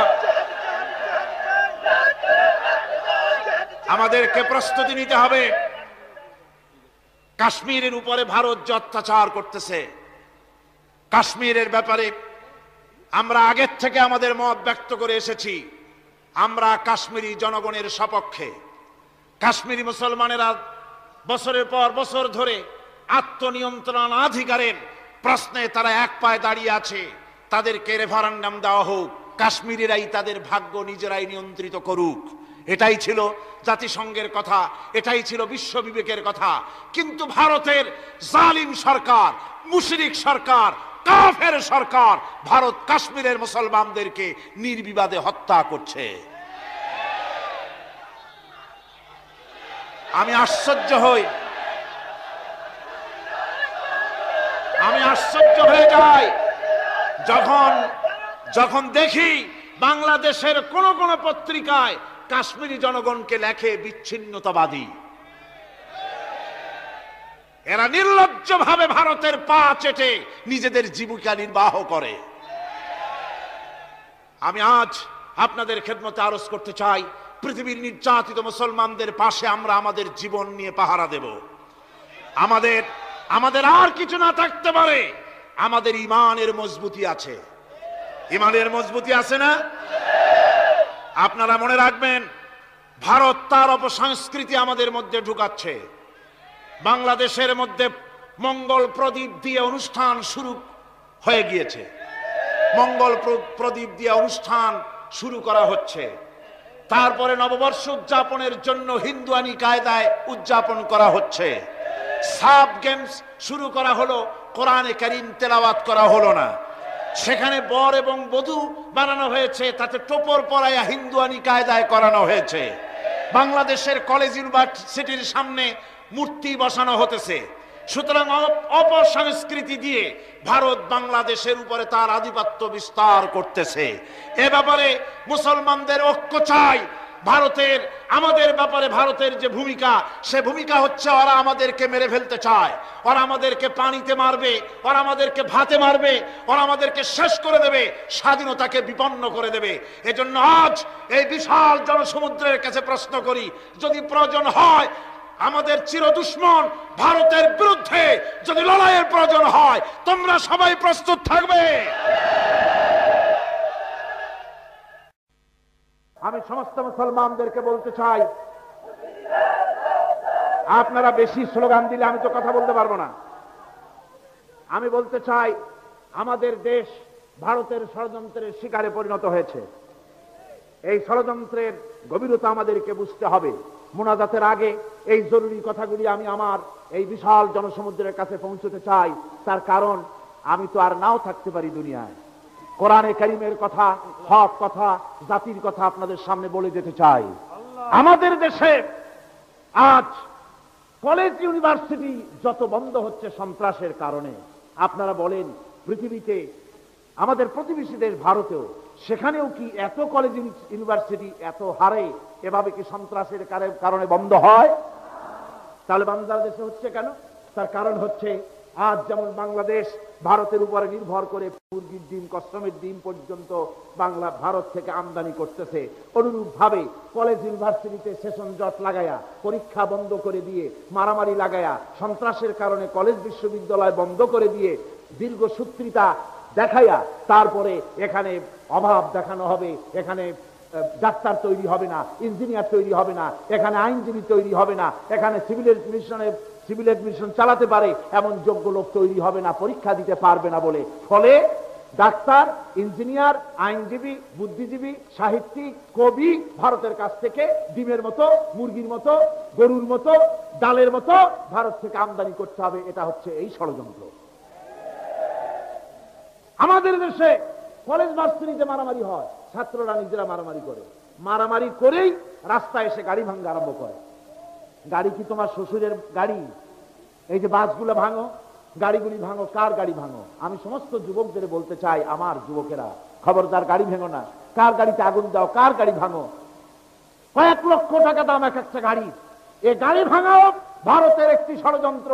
যত গাড়ি ভাঙা যাবে ততই বাংলাদেশকে বিপর্যস্ত করা যাবে, আর তার পার্টসগুলি ইন্ডিয়া থেকে আনতে হবে। আজ কথায় কথায় হরতাল ডাকা হচ্ছে। হরতাল একটি গণতান্ত্রিক অধিকার মানুষের, পৃথিবীর প্রতিটি দেশে, কিন্তু বাংলাদেশের মতো এত হরতাল পৃথিবীতে কোনো দেশে হয় না। কথায় কথায় হরতাল, নিজেরা মারামারি করে হরতাল শুরু করে দেয়। যারা হরতালের ডাক দেয় তাদের তো অসুবিধা নাই, তাদের বাড়িতে আছে ফ্রিজ, বড় বড় মাছ ইত্যাদি গোশ খরিদ করে ফ্রিজের মধ্যে রাখে, ইন্ডিয়ান ফিল্মের ভিডিও ক্যাসেট ভিডিও ক্লাব থেকে এনে রাখে। তারপরে হরতালের ডাক দিল, হরতাল হতে থাকলো, ঘরের মধ্যে বসে সমানে ডিশ এন্টিনার মাধ্যমে ছবি দেখলো, ফিল্ম দেখলো, মজা করে জনমের খাওয়া খাইলো, তার তো কোনো অসুবিধা নাই। অসুবিধা হরতাল করে হাজার হাজার দেশের লক্ষ লক্ষ রিক্সাওয়ালার পেটে লাথি মারা হয়, ঠেলাওয়ালা কুলি বুজুরের পেটে লাথি মারে হরতালের রাজনীতি যারা করে। এই হরতাল, একটা হরতালের দ্বারা বাংলাদেশে সকাল 6টা থেকে দুপুর 2টা পর্যন্ত একটা হরতালে গোটা বাংলাদেশের 400 কোটি টাকার ক্ষতি হয়। এত বড় একটা ছোট্ট দেশের হরতাল যারা ডাকে কথায় কথায়, তারা স্বাধীনতার সপক্ষ শক্তি নয়, তারা হচ্ছে ভারতের দালাল, বাংলাদেশের দুশমন। এরপরে আমি বলতে চাই আজকের যুব শক্তিকে, আমাদের দেশের চরিত্রের বিরাট ধস নেমেছে। যত ওয়াজ, যত তাফসীর, যা কিছু হচ্ছে আমি দেখতে পাচ্ছি, আমরা কুলাতে পারতেছি না। চরিত্র মানুষের ধ্বংস হয়ে যাচ্ছে, ঠিক কিনা কর?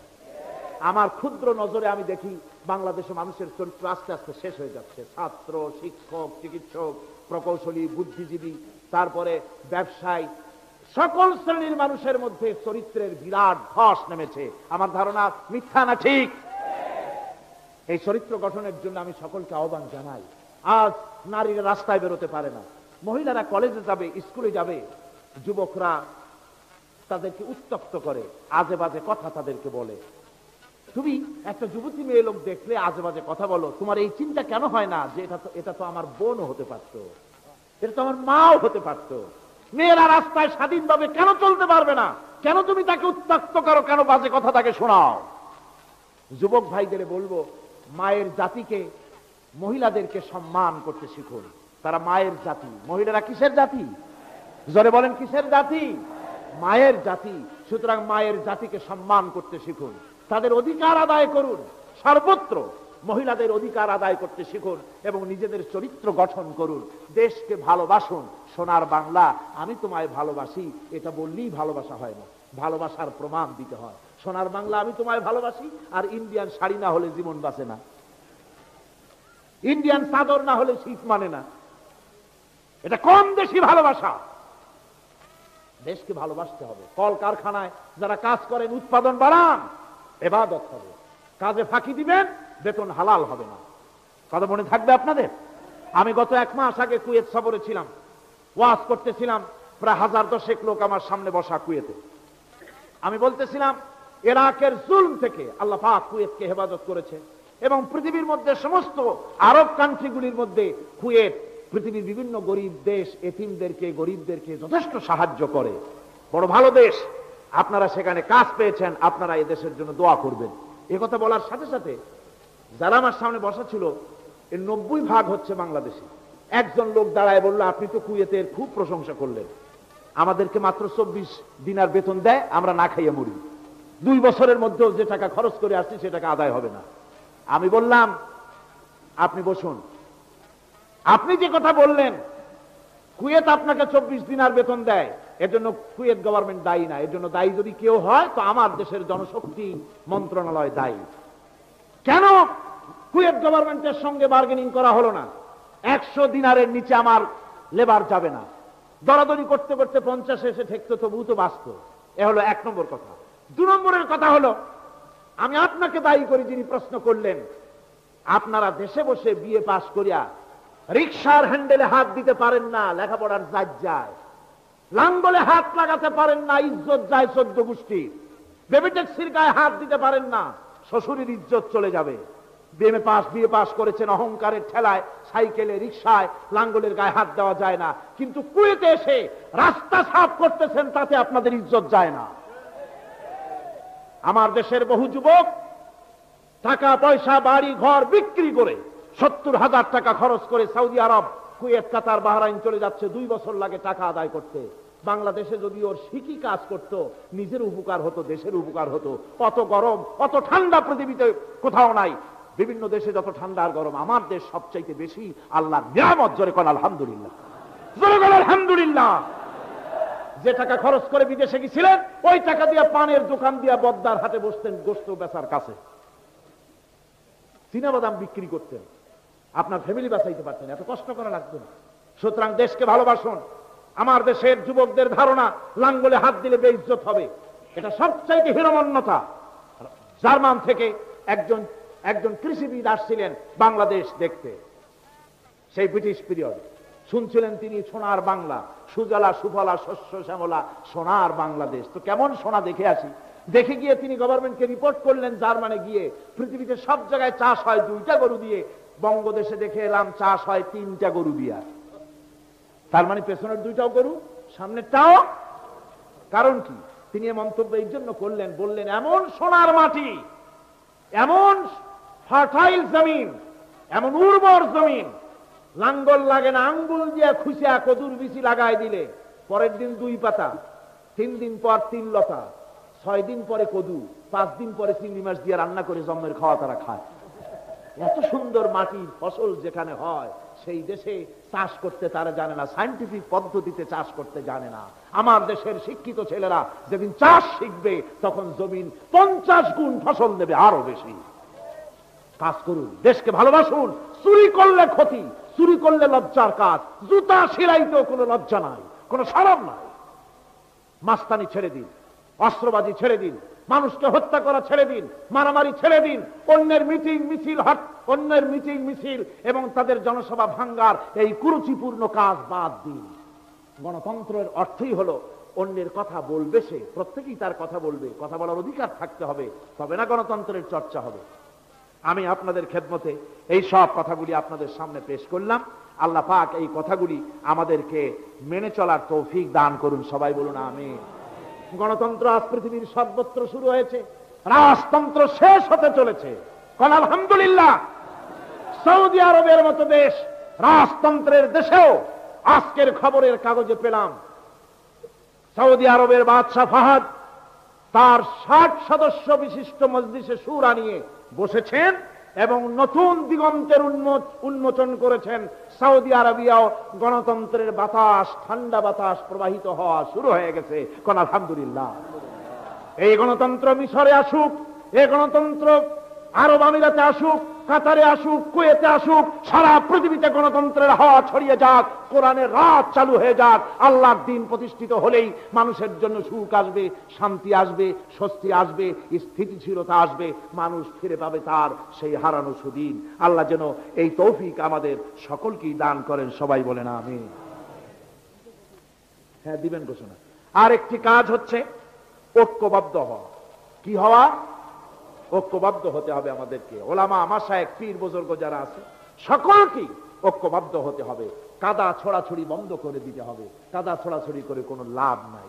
কাদা ছড়াছড়ি বন্ধ করতে হবে। ঐক্যবদ্ধ হয়ে আলেম, ওলামা, বুজুর্গ সব যদি আমরা এক হয়ে যাই, আমরা দিন প্রতিষ্ঠা করতে পারবো। বাংলাদেশে ওই যে আপনি দেখেন কিছু লোক চিল্লায়, মনে করেন ওদের পত্রিকা আছে অনেক, দেওয়ালের লেখা আর পত্রিকার লেখা দেখে মনে করবেন না যে ওরা অনেক। পুকুরের মধ্যে বিরাট পুকুর, খুব লাফায় পানি, মনে করেছে যে অনেক মাছ বুঝি, পরে জাল ফেলে দেখে যে শুধুমাত্র 3টে পুঁটি মাছ। সারা শহরে ওদের পত্রিকা বেশি, দেওয়ালে তারা লেখে বেশি, তাই বলে মনে করবেন না যে ভারতপন্থী আর রুশপন্থীতে দেশ ভরে গেছে। না, তাওহীদি জনতার উত্তাল ঢেউ চলছে সারা বাংলাদেশে। যখন প্রয়োজন হবে জিহাদের ডাক আসবে, জান দিতে হবে, মাল দিতে হবে, রক্ত দিতে হবে।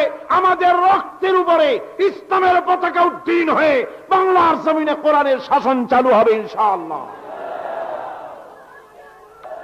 আলহামদুলিল্লাহ। আল্লাহ রাব্বুল আলামিন আমাদের এসব কথা মেনে চলার তৌফিক দিন, জোরে বলেন আমিন। আর এসব কাজ করার জন্য আমি যুবকদেরকে ডাকবো। ইসলাম প্রতিষ্ঠার জন্য যুবকরা হলো সবচাইতে বেশি জরুরি। যুবক সবচাইতে বেশি জরুরি কি? জোরে কোন কি? তাকায় দেখেন তো, মাহফিলে মাথা উঁচু করে না, আপনি যেখানে বসে আছেন আপনার ডান দিকে তাকান, বাম দিকে তাকান, কাদেরে দেখেন? কোন? সারা মাহফিলে কাদেরে দেখেন? ও যুবকেরা, কিয়ামতে তোমরাই যাবা বেশি বেহেশতে, তোমরাই যাবে। সুবহানাল্লাহ। বেহেশতে কারা যাবে? যুবকরা যাবে, তোমরা বেহেশতে যাবে।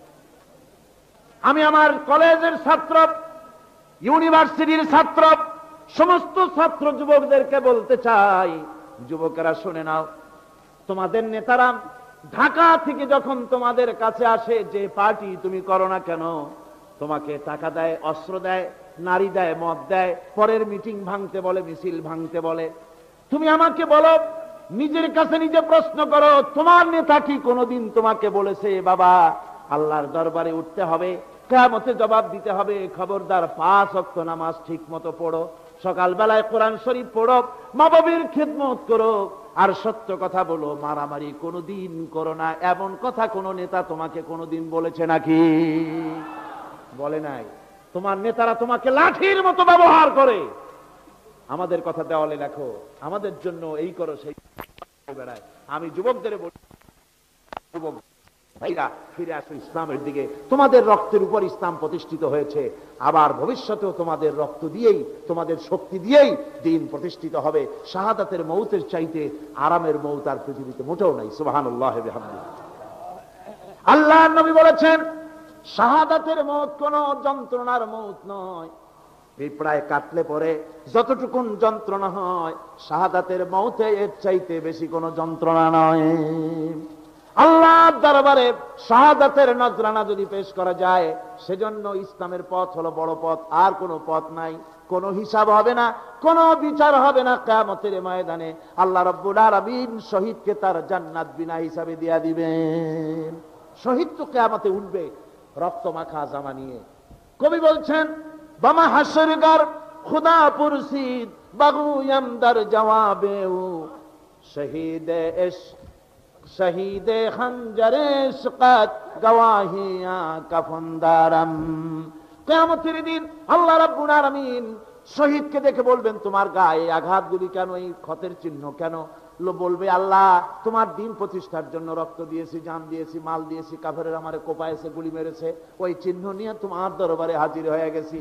আল্লাহ রাব্বুল আলামিন বলবেন, আমার বান্দা তোমার কলিজার ভিতরে সন্তানের মায়া স্ত্রীর মহব্বত কাজ করে নাই, দুনিয়ার কোনো মহব্বত কাজ করলো না। আমার মহব্বতে, আমার দ্বীনের মহব্বতে, আমার কোরআনের মহব্বতে তুমি তোমার জীবনটা দিয়ে দিয়েছো। আমি এই জন্য আজ তোমার কোনো হিসাব নেব না, বিনা হিসাবে আমার জান্নাতে চলে যাও। আমার যুবক ভাইরা, তোমরাও চাও শোষণ মুক্ত সমাজ, আমরাও চাই শোষণ মুক্ত সমাজ। সুতরাং তোমাদের মধ্যে আমাদের মধ্যে চাওয়ার মধ্যে কোনো পার্থক্য নাই, ঠিক কিনা? চাওয়ার মধ্যে কোনো পার্থক্য নেই, পদ্ধতির মধ্যে পার্থক্য। তোমরা চাও ধর্মনিরপেক্ষ মতবাদের মাধ্যমে, সমাজতন্ত্রের মাধ্যমে। আল্লাহর কসম, ওই সমস্ত মতবাদের মাধ্যমে শান্তি আসবে না। শান্তি আসবে শুধু কিসের মাধ্যমে? তাই যুবকদের বলতে চাই, হযরত আবু বকরের মতো, হযরত ওমরের মতো, খালিদ বিন ওলীদের মতো, সালাউদ্দিন আইয়ুবীর মতো, টিপু সুলতানের মতো, শহীদ তিতুমীরের মতো, ও যুবক মুসলমান, সব রকমের ষড়যন্ত্রের জালকে ছিন্ন করে বেরিয়ে আসো ইসলামের কোলে। আল্লাহর ইসলামকে, কোরআনকে বাংলার জমিনে প্রতিষ্ঠিত করার জন্য আজকের তাফসীরের মাহফিলে আগত যুবকেরা, তোমরা কি রক্ত দিতে রাজি আছো?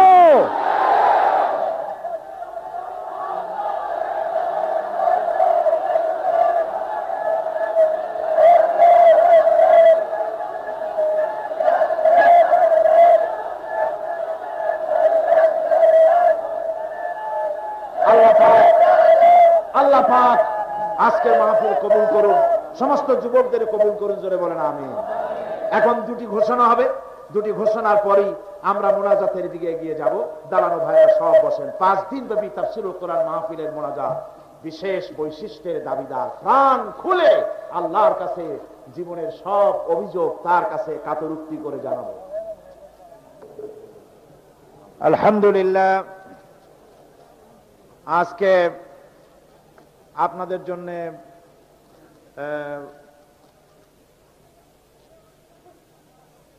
এক তো সুখবর যে কোরআনে কারীমের তাফসীর আমরা শুনতে পেরেছি। 2 নম্বরে আমরা মোনাজাতের দিকে এগিয়ে যাচ্ছি। 3 নম্বরে আলহামদুলিল্লাহ আজকে মোট 14 জন ইসলাম কবুল করতে যাচ্ছেন। এর আগে তৃতীয় দিন ইসলাম কবুল করেছিলেন 10 জন, 5 জন, এবং চতুর্থ দিন ইসলাম কবুল করেছেন একজন খ্রিস্টান মহিলা সহ 5 জন। এ গেল 10, আর আজকের 14। সর্বমোট এবারের তাফসীরুল কোরআন মাহফিলে 24 জন অমুসলিম ভাই কোরআনে কারীমের সুশীতল ছায়ায়, ইসলামের সুশীতল ছায়ায় আশ্রয় গ্রহণ করলেন। 24 জন অমুসলিম ভাই ইসলাম কবুল করলেন। আলহামদুলিল্লাহ, আলহামদুলিল্লাহ। এখন ওনাদেরকে ইসলাম কবুল করানো হচ্ছে। দাঁড়ান, আমার কাছে আসেন, সব সব আমার কাছে হাত ধরেন। না, কোনো কথা নয়, কোনো কথা নয়।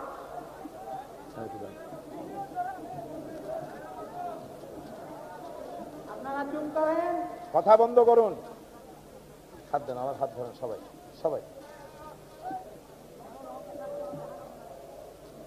এপাশে, এপাশে, এপাশে। তুমি এদিকে আসো, হাত দেন, হাত দেন, হাত দেন। আপনারা একটু সরে যান। লা ইলাহা, এটা উঁচু করেন, এটা উঁচু করেন। লা ইলাহা ইল্লাল্লাহু মুহাম্মাদুর রাসূলুল্লাহ। আল্লাহ ছাড়া কোনো ইলাহ নাই, মাবুদ নাই, উপাস্য নাই। মুহাম্মদ সাল্লাল্লাহু আলাইহি ওয়াসাল্লাম আল্লাহর প্রেরিত রাসূল। আশহাদু আন লা ইলাহা ইল্লাল্লাহু ওয়াহদাহু লা শারীকা লাহু ওয়া আশহাদু আন্না মুহাম্মাদান আবদুহু ওয়া রাসূলুহু। আমি সাক্ষ্য দিচ্ছি আল্লাহ ছাড়া কোন ইলাহ নাই, মাবুদ নাই, উপাস্য নাই। তিনি এক, তিনি একক, নিরঙ্কুশ, তার কোন অংশীদার নাই। আমি আরো সাক্ষ্য দিচ্ছি মুহাম্মদ সাল্লাল্লাহু আলাইহি ওয়াসাল্লাম আল্লাহর প্রেরিত বান্দা এবং রাসূল। সকলকে বলবো আসসালামু আলাইকুম। বলুন।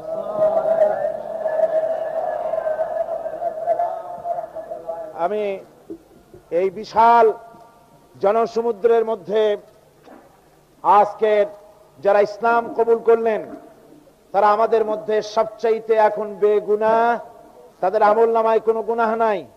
কালেমা শরীফ পড়ার সাথে সাথে, কালেমায়ে তাওহীদ এবং শাহাদাত পড়ার সঙ্গে সঙ্গে তাদের পেছনের সমস্ত গুনাহ খাতাকে আল্লাহ রাব্বুল আলামিন মাফ করে দিয়েছেন। আমি এই বিশাল জনতার পক্ষ থেকে আমাদের এই নতুন মুসলমান যে কয়জন আমার সামনে আছেন আর মহিলারা যারা পেছনে আছেন তাদের জন্য আমাদের আন্তরিক মোবারকবাদ। সামনে যারা পুরুষ আছেন তাদেরকে আমি সকলের পক্ষ থেকে আলিঙ্গন করছি।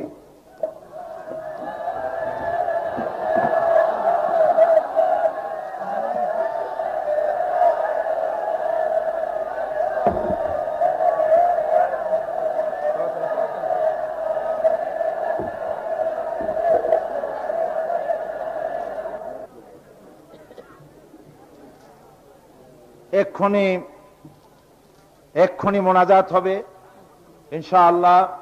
মোনাজাতের জন্য সব ভাই রাস্তার পাশে, দোকানের সামনে, বিল্ডিং এর ছাদে, এমনি চলাচলের রাস্তায় যিনি যেখানে আছেন সেখানে বসুন। বসাই হচ্ছে মোনাজাতের আদব। সমস্ত মুসলমান কেবলামুখী হয়ে বসুন। কেবলামুখী হয়ে বসা আছেন, নামাজের কায়দা নিয়ে বসুন।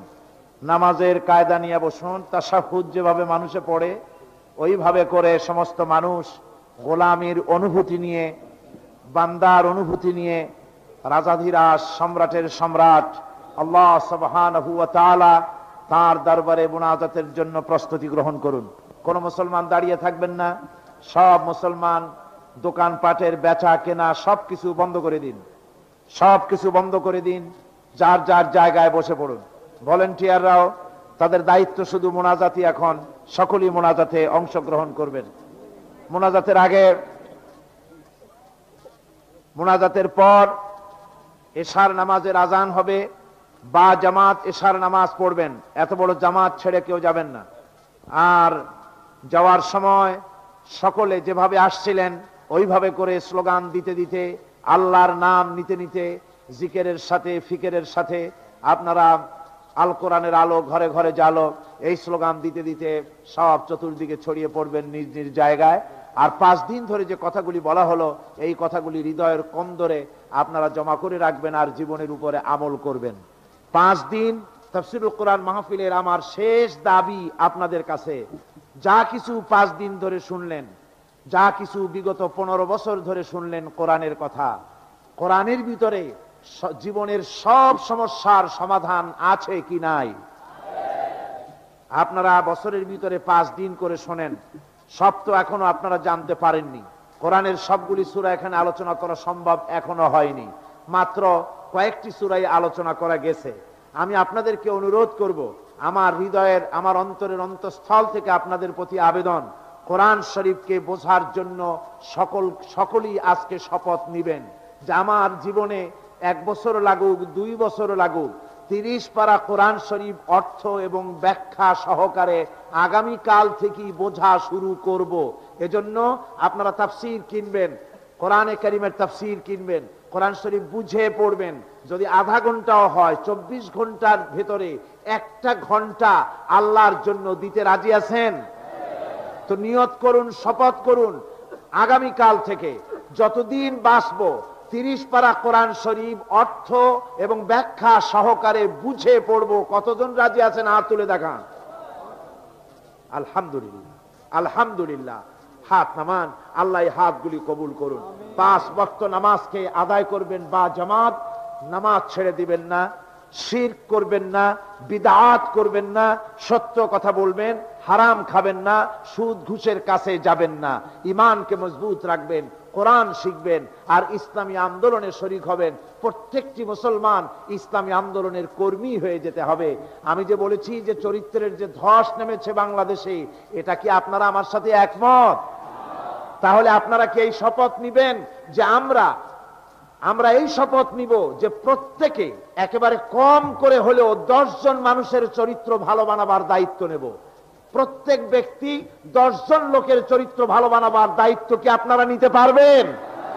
চরিত্র ভালো বানানো মানে চুরি থেকে ফেরাবেন, মাস্তানি থেকে ফেরাবেন, জেনা ব্যভিচার থেকে ফেরাবেন, মদ জুয়া থেকে ফেরাবেন, কাজে ফাঁকি দেওয়া থেকে ফেরাবেন, পর্দা বেপর্দা থেকে ফেরাবেন, গান বাজনা অশ্লীলতা থেকে ফেরাবেন। এরকম প্রত্যেকটি লোক দায়িত্ব দিবেন যে আমি 10 জন লোককে আমি আল্লাহর পথে আনবো, চরিত্রবান বানাবো। এই দায়িত্ব হচ্ছে সাধারণ মানুষের। উলামায়ে কেরাম যারা আছেন তাদের দায়িত্ব হচ্ছে একেবারে কম করে হলেও 100 মানুষকে টার্গেট নিতে হবে, উলামায়ে কেরামদেরকে 100 লোক। শিক্ষিত ব্যক্তিবর্গ যারা আছেন তাদেরকে এভাবে দায়িত্ব নিতে হবে। মহিলা মা বোনেরা যারা আসছেন, মা বোনদের কাছে আমার দাবি, আপনারা আপনাদের বোনেদেরকে, মেয়েদেরকে চরিত্রবান, চরিত্রবতী বানাবার জন্য আপনারা দায়িত্ব গ্রহণ করুন। আল্লাহ পাক যেন তৌফিক দান করেন, সবাই বলেন আমিন। কোরআনে কারীম বোঝার জন্য যত তাফসীর পৃথিবীতে এসেছে, প্রত্যেক তাফসীরই তার যুগে বড় বড় অবদান রেখেছে। কাশাফ, বাইজাবি, দুররে মনসুর, খাজেন, তাফসিরে কবির, তারপরে রুহুল বায়ান, তাফসিরে আশরাফি, এরপরে মারিফুল কোরআন, ফি জিলালিল কোরআন, সাফাওয়াতুত তাফাসির, এইভাবে করে যত তাফসির এ পর্যন্ত এসেছে, সমস্ত তাফসির তার নিজস্ব পরিমণ্ডলে উল্লেখযোগ্য ভূমিকা রেখেছে উম্মতের উপরে, কোনো সন্দেহ নাই। কিন্তু বর্তমান যুগে যে তাফসির খানা গোটা পৃথিবীতে সবচেয়ে বেশি আলোড়ন সৃষ্টি করেছে, কোরআনকে জীবন ব্যবস্থা হিসাবে বুঝবার জন্য আধুনিক মন মানসিকতার ভেতরে আলোড়ন সৃষ্টি করেছে এবং বিভিন্ন ভাষায় ছাপা হয়ে পৃথিবীর কোটি কোটি মানুষ তা তেলাওয়াত করছে, বুঝতেছে আর ইসলাম কবুল করতেছে অমুসলিমরা। সেই তাফসীর খানার নাম হচ্ছে তাফহিমুল কোরআন। তাফহিমুল কোরআনের এর মুফাসসির হচ্ছেন, তাফসীর যিনি করেছেন তিনি হচ্ছেন বিশ্ববিশ্রুত, বিশ্ববিখ্যাত, দুনিয়ার অন্যতম শ্রেষ্ঠ ইসলামী চিন্তাবিদ, মুজাদ্দিদ, আল্লামা আল উস্তাজ আস-সাইয়্যিদ আবুল আলা মাওদুদী রাহিমাহুল্লাহ, নাওয়ারাল্লাহু মারকাদাহু ওয়া জাআলাল জান্নাতা মাসওয়াহু। আল্লাহ পাক তাকে জান্নাতুল ফিরদাউস নসিব করুন, সবাই বলুন আমিন। আজকে ষড়যন্ত্র হচ্ছে পৃথিবীতে বিভিন্ন জায়গায়, ইহুদি শক্তি, খ্রিস্টান, কাদিয়ানি শক্তি, বিভিন্ন মুসলিম শক্তির ভেতরেও এ জাতীয় কথাবার্তা দিয়ে জনগণকে বিভ্রান্ত করার চেষ্টা করছে। মাওলানা মওদুদী সাহাবায়ে কিরামদের বিরুদ্ধে কথা বলেছেন, কোরআন শরীফের বিরুদ্ধে বলেছেন, নবীদের বিরুদ্ধে বলেছেন, আজে বাজে কথা বলে তারা মানুষকে বিভ্রান্ত করছেন। মাওলানা মওদুদীর বিরুদ্ধে যত অভিযোগ, সে অভিযোগগুলিকে খণ্ডন করে যে কিতাব আপনাদের সামনে গতকাল আমি বলেছি, কিতাবখানা হচ্ছে মাওলানা মওদুদী উলামায়ে দেওবন্দ কি নজর মে, লিখেছেন আল্লামা হযরত মাওলানা মোহাম্মদ ইলিয়াস, রাইসুল উলুম আল আকলিয়া ওয়াল আকায়েদুল ইসলামিয়া ওয়াত তাফসীর সাবিকান বিল জামিয়া আল ইসলামিয়া ফাতিয়া চিটাগং বাংলাদেশ। জবরদস্ত একজন আলেম, সাহিবে ইলম, আলেমে দ্বীন, সাহিবুর রায়, একজন জবরদস্ত আল্লামা, পটিয়া মাদ্রাসার প্রাক্তন ওস্তাদ। তিনি এই কিতাবখানা লিখেছেন। উলামায়ে দেওবন্দ, বড় বড় উলামারা মাওলানা মরহুমের ব্যাপারে কি সব কথা লিখেছেন, তার সপক্ষে আপনারা কিতাবখানা ওলামারা খরিদ করে নিয়ে যাবেন, বাংলা ভাষায় এটা প্রকাশ করা হবে ইনশাআল্লাহ। যার লেখা বই 48টি ভাষায় ছাপা হয়ে গোটা পৃথিবীতে ছড়িয়ে পড়ছে, আর অসংখ্য অমুসলিমরা ইসলাম কবুল করতেছেন, সবাই বলুন আলহামদুলিল্লাহ। সুদ, মায়ের সাথে জেনা করার মতো গুনাহ, কিন্তু এই গুনাহ থেকে কেমনে বাঁচবো পরিকল্পনা এই পৃথিবীর বুকে 20 শতাব্দীতে এই পরিকল্পনা দিয়েছেন আল্লামা মওদুদী, যে পরিকল্পনার ভিত্তিতে গোটা পৃথিবীতে ইসলামী ব্যাংক ছড়িয়ে পড়েছে বিশ্বময়। আজকে বাংলাদেশে, সাউথ ইস্ট এশিয়ায়, দক্ষিণ পূর্ব এশিয়ার বাংলাদেশ, এই বাংলাদেশে ইসলামী ব্যাংকের আজকে 62টি শাখা ছড়িয়ে পড়েছে সব জেলায়, প্রত্যন্ত অঞ্চলে। এমনকি অমুসলিম দেশেও টোকিওতে ইসলামী ব্যাংক হয়েছে, সুইজারল্যান্ডে ইসলামী ব্যাংক হয়েছে, জার্মানিতে ইসলামী ব্যাংক হয়েছে, ইংল্যান্ড ইসলামী ব্যাংক হয়েছে, আমেরিকার মতো দেশেও ইসলামী ব্যাংক চালু হয়েছে। তার পরিকল্পনাকারী ছিলেন মাওলানা সৈয়দ মওদুদী রাহিমাহুল্লাহ। আজকের যে ওআইসি, এর পরিকল্পনা মাওলানা মওদুদী রাহমাতুল্লাহ আলাইহির। আজকের যে জামিয়া ইসলামিয়া মদিনা আল মুনাওয়ারা, সবচাইতে বড় ইউনিভার্সিটি, এই বিশ্ববিদ্যালয়ের পরিকল্পনাকারী এবং শিক্ষা ব্যবস্থাপনা এর সিলেবাস তৈরি প্রণয়নকারী ছিলেন মাওলানা মওদুদী রাহমাতুল্লাহ আলাইহি। আজকে ইসলামী সেক্রেটারিয়েট সহ গোটা বিশ্বের ইসলামকে ঐক্যবদ্ধ করার জন্য ইসলামী শক্তিকে তার অবদানের কুল ছিল না। আল্লাহর মেহেরবানি, তাকে আল্লাহ পাক বড় মর্যাদা দিয়েছেন। কাবা শরীফের যে ইমামের কথা আমার হযরত মাওলানা শামসুদ্দিন সাহেব বললেন, এই কাবা শরীফের ইমাম সাহেব এসেছিলেন জানাজা পড়ার জন্য লাহোরে। ফ্লাইট ক্যান্সেল হওয়ার কারণে সময় মতো পৌঁছতে পারেন নাই, কিন্তু দাফন হয়ে যাওয়ার পর ওনার জানাজা পড়লেন মুফাক্কির ইসলাম আল্লামা ইউসুফ আল কারজাবি, যিনি কাতার ইসলামী ইউনিভার্সিটির শরিয়া ফ্যাকাল্টির ডিন, তিনি জানাজা পড়লেন। কাবা শরীফের ইমাম শাইখুল হারামাইনুশ শরীফাইন মাওলানা মওদুদীর কবরের কাছে এসে দাঁড়িয়ে বললেন, মাওলানা মওদুদী নামক এক ব্যক্তিকে আজকে মাদফুন করা এখানে হয় নাই, আজ যেন উম্মতের দ্বীপ্রহরের সূর্যটাকে কবরের মধ্যে রাখা হয়েছে। আমি লন্ডন থেকে যখন লন্ডনে ছিলাম, পাকিস্তান জামাত ইসলামীর নায়েবে আমির খুররাম মুরাদ সাহেব আমাকে টেলিফোন করে বললেন মাওলানা ইন্তেকাল করেছেন বাফেলো হসপিটালে। পরের দিন আমার ফ্লাইট ছিল জেদ্দায়। এয়ারপোর্টে এসে দেখি টুপিতে ভরা। হিথ্রো এয়ারপোর্ট এত টুপি। শুনলাম মাওলানার লাশ আসতেছে এখানে তার জানাজা হবে। আমি টিকিটের দিকে দেখলাম আমার মাত্র 1 ঘন্টা সময়, জানাজায় শরীক হতে পারবো না। বদকিসমত মনে করে প্লেনে উঠলাম এবং মক্কা শরীফে চলে গেলাম। সেদিন ছিল শুক্রবার। জুমার নামাজ পড়া হয়ে যাওয়ার সাথে সাথে ইমাম সাহেব ঘোষণা করলেন, আসসালাতু আলা রাসূল আসসামাহাতু শেখ আল উস্তাজ আস-সাইয়্যিদ আবুল আলা মওদুদী রাহিমাহুল্লাহ। এখন গায়েবানা জানাজা হবে মাওলানা মওদুদী রাহমাতুল্লাহ আলাইহি কাবা শরীফে। আমি নিজে জানাজায় শরীক হয়েছি। নাজ্জাশী বাদশার গায়েবানা জানাজার পরে হারামের শরীফের ভিতরে, আল্লাহর এই হারাম মসজিদে হারামের ভিতরে গায়েবানা জানাজা কারো হয় নাই। আল্লাহ রাব্বুল আলামিন মাওলানার কিসমতে তা রেখেছিলেন। আমার বন্ধুগণ, এত বড় মুফাক্কির ইসলামের বিরুদ্ধে যারা কথা বলতে চেষ্টা করেন, আল্লাহ পাক তাদেরকে হেদায়েত নসিব করুন। সবাই বলুন আমিন। সবাই জোরে সোরে বলুন আমিন। আল্লাহ পাক আমাদের সকলকে হক বোঝার তৌফিক দান করুন, হকের পথে চলার তৌফিক দান করুন। আসুন এক্ষুনি মোনাজাত, আর মোটেই দেরি নাই। দাঁড়ানো এখনো যাদের 2-1 জন আমি দাঁড়ানো দেখছি, এক মুহূর্তে বসে পড়ুন। সবাই পড়েন আউযু বিল্লাহি মিনাশ শাইতানির রাজীম, বিসমিল্লাহির রহমানির রহিম, আস্তাগফিরুল্লাহ আস্তাগফিরুল্লাহ আস্তাগফিরুল্লাহ রাব্বি মিন কুল্লি যামবিন ওয়া আতুবু ইলাইহি লা হাওলা ওয়ালা কুওয়াতা ইল্লা বিল্লাহিল আলিয়্যিল আযীম। আয় আল্লাহ তাআলা, আমি তওবা করছি, জীবনে আর কখনো শরীয়তের ওজর ছাড়া ফরজ নামাজ, ফরজ রোজা ছেড়ে দেব না। ইয়া আল্লাহ, এই মুহূর্ত থেকে শরাব, জুয়া, জেনা, সুদ, ঘুষ, মিথ্যা, বেপরদিগি, সব রকমের কাবায়ের থেকে, শিরক থেকে, বিদআত থেকে তোমার কাছে পানাহ চাই। তওবা করছি। তওবা ইয়া রব্বি, তওবা ইয়া রব্বি, তওবা ইয়া আল্লাহ, তওবা ইয়া আল্লাহ, তওবা ইয়া আল্লাহ। লা ইলাহা ইল্লাল্লাহু মুহাম্মাদুর রাসূলুল্লাহ আশহাদু আল্লা ইলাহা ইল্লাল্লাহু ওয়াহদাহু লা শারীকা লাহু ওয়া আশহাদু আন্না মুহাম্মাদান আবদুহু ওয়া রাসূলুহু।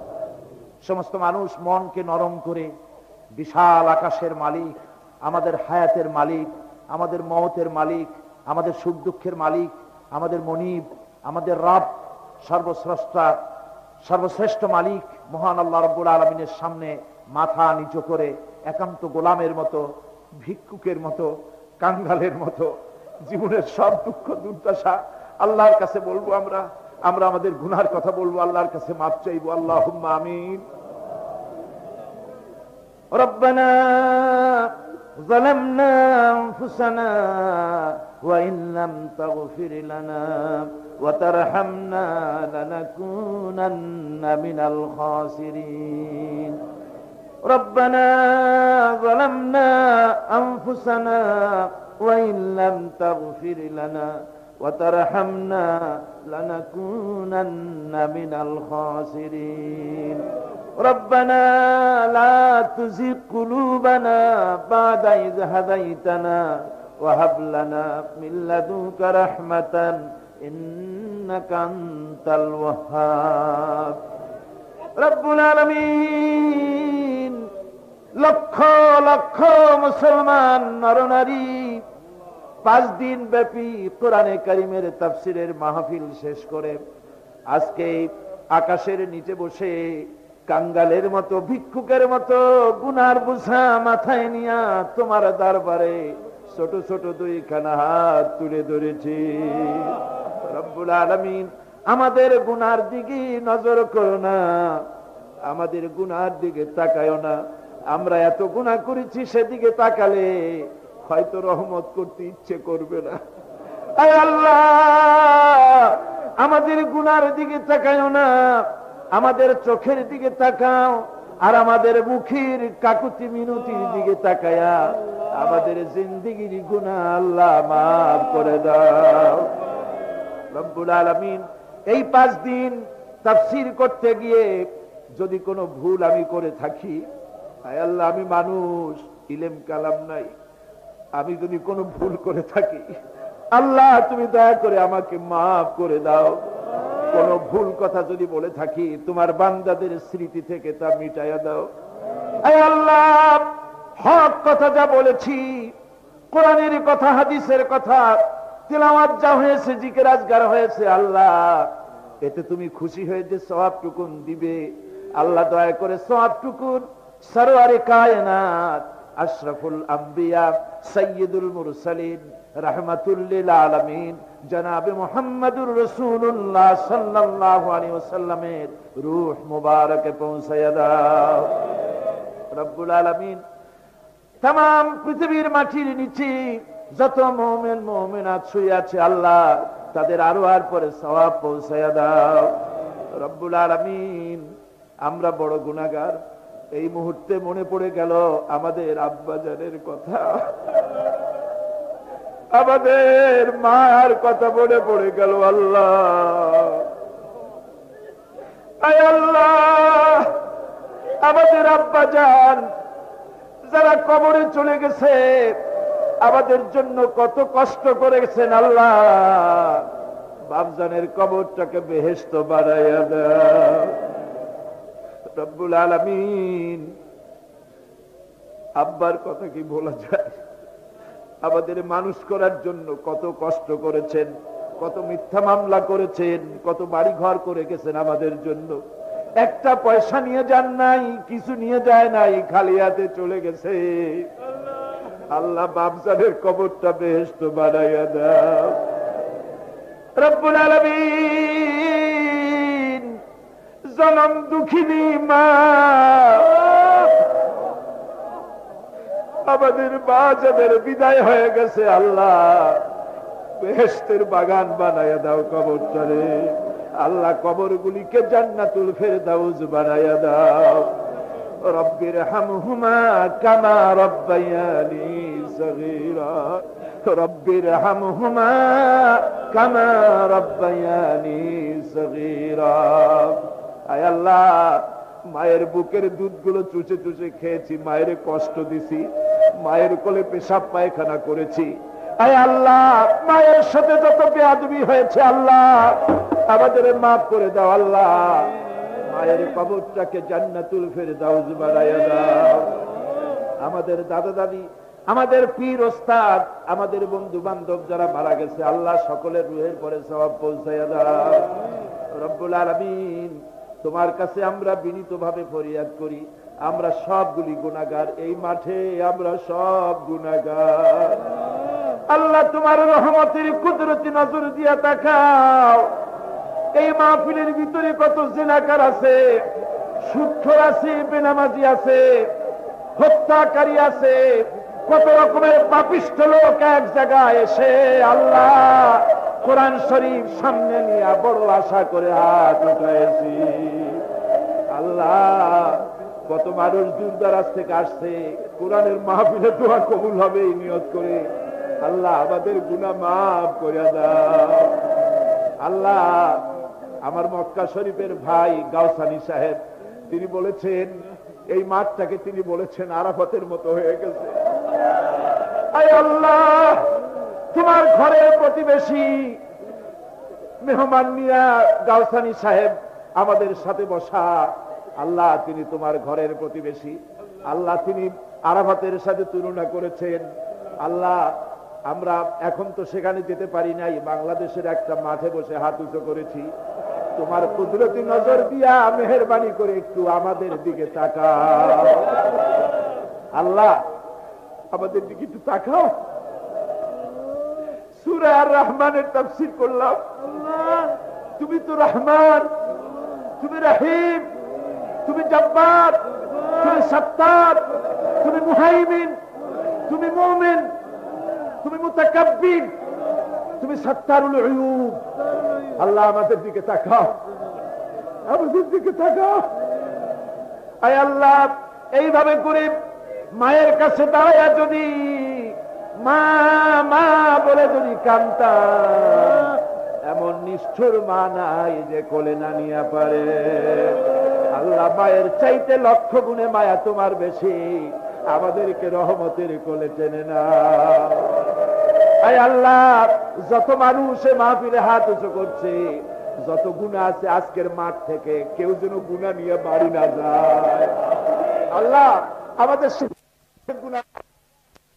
জাতির গুনাহ মাফ করো, গুনাহ মাফ করো, মানুষ হত্যা করার গুনাহ মাফ করো, জিনা করার গুনাহ মাফ করো, যত গুনাহ করেছি মাফ করে দাও আল্লাহ। আল্লাহ আমাদের মাফ করে দাও আল্লাহ। ভিক্ষুকরা মাফ চায়। রব্বুল আলামিন, কোন বোবা যদি বাদশার দরবারে দাঁড়াইয়া গোঙাতে থাকে, তার মুখের যদি ভাষা না থাকে, বাদশার বুঝতে কষ্ট হয় না গোঙা কি জন্য চায়। আয় আল্লাহ তুমি সব ভাষা জানো, আমাদের গোঙানি আমাদের কান্নার আওয়াজ শুনে আল্লাহ আমাদেরকে মাফ করে দাও। রব্বুল আলামিন এই মুহূর্তে দোয়া করি আমরা বসনিয়ার মুসলমানের জন্য। আল্লাহ বসনিয়ার মুসলমানদের ওরা মেরে শেষ করে দিল। আল্লাহ আল্লাহ তুমি দয়া করে তোমার রহমত, তোমার রহমান নামের ওসিলায় বসনিয়া বাঁচায়া দাও। সার্ব এবং ক্রোশীয়দেরকে তুমি খতম করে দাও। আলজেরিয়ার মুসলমান, ফিলিপিনের মুসলমান, প্যালেস্টাইনের মুসলমানদেরকে আল্লাহ হেফাজত করো। মিশরের ইসলামী আন্দোলনের লোকদেরকে আল্লাহ মারা হচ্ছে, তাদের তুমি হেফাজত করো। আল্লাহ কাশ্মীরের মুসলমানদেরকে ভারতের কাফের বেঈমানেরা মারতেছে, কাশ্মীরের মুসলমান বাঁচাইয়া দাও। আয় আল্লাহ আরাকানের মুসলমানদেরকে তুমি হেফাজত করো, বার্মার মুসলমানদের হেফাজত করো। রব্বুল আলামিন বাংলাদেশ আমাদের প্রিয় জন্মভূমি, আল্লাহ তুমি দয়া করে এই দেশে কোরআনের শাসন চালু করে দাও। বাংলাদেশে কোরআনের আইন চালু করে দাও আল্লাহ, কোরআন সুন্নাহর আইন তুমি চালু করে দাও আল্লাহ। রব্বুল আলামিন আমাদের দোয়া তুমি কবুল করো আল্লাহ, দোয়া কবুল করো আল্লাহ। আয় আল্লাহ বিদেশ থেকে যত মেহমান এসেছেন কোরআনের মাহফিলে, আল্লাহ বিদেশি মেহমান ভাইদেরকে তুমি রহম করো আল্লাহ, তাদের প্রতি তুমি রহম করো আল্লাহ। এই মাহফিলের মধ্যে অনেক ওলামা এসেছেন যাদেরকে ওয়াজ করতে দেওয়া, সময় দেওয়া দরকার ছিল। ওরকম আমার এক বড় ভাই মাওলানা সিদ্দিক আজাদ, আয় আল্লাহ, এই দেশের প্রবীণ আলেম, বড় ইসলামী চিন্তাবিদ আসছে, বৃদ্ধ হয়ে গেছে। আল্লাহ তুমি মাওলানা সিদ্দিক আজাদের হায়াত দারাজ করে দাও। আল্লাহ তার দ্বীনি খেদমত কবুল করে নাও। আয় আল্লাহ, যত আলেম ওলামা মঞ্চে আছেন সমস্ত ওলামাদের হায়াত দারাজ করে দাও, দ্বীনের খেদমত করার তৌফিক দাও রব্বুল আলামিন। আমার ভাই মাওলানা শামসুদ্দিন, এই শামসুদ্দিনকে যে গর্বে ধরেছেন এমন মা, তার পিতা, আয় আল্লাহ এমন আলিম যে জন্ম দিয়েছেন, কবরটাকে বেহেশত বানায় দাও। তার মায়ের প্রতি তুমি রহম করো, তার ভাইদের প্রতি রহম করো। আল্লাহ, শামসুদ্দিনের চক্ষু দুইটা আমরা তোমার কাছে ফিরত চাই।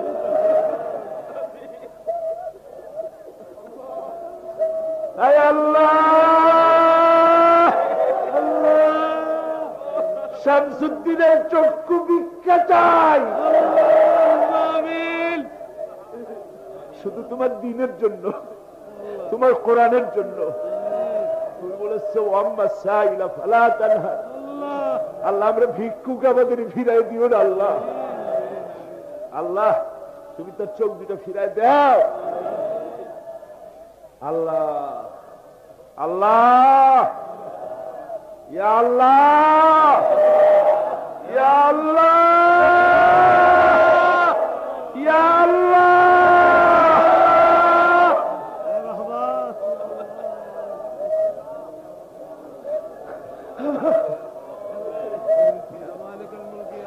ইয়া আল্লাহ,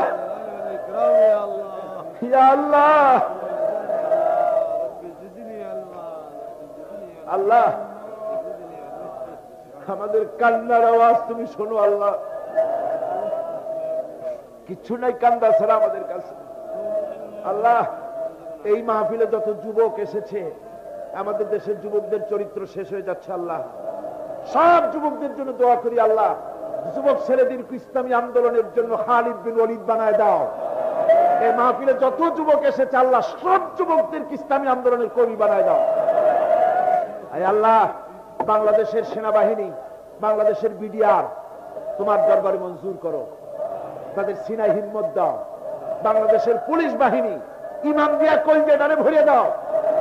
বাংলাদেশের সেনাবাহিনী, air force, land force, BDR, police, এদের কলিজায় এত বড় ইমান দাও যে ইমানের জোরে বাংলাদেশের প্রতি ইঞ্চি জমিন রক্ত দিয়ে হেফাজত করতে পারে।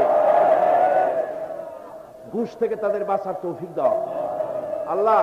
তোমার কোরআন শরীফের মাহফিল 5টা দিন পর্যন্ত স্বেচ্ছাসেবকরা যা কষ্ট করেছে আল্লাহ, তুমি দেখেছো। ওরা ট্রাফিক পুলিশের দায়িত্ব পালন করেছে, ওরা খায় নাই, রাত দিন কষ্ট করেছে। রৌদ্রে পুড়ে পুড়ে সুন্দর চেহারা অনেকের কালো হয়ে গেছে।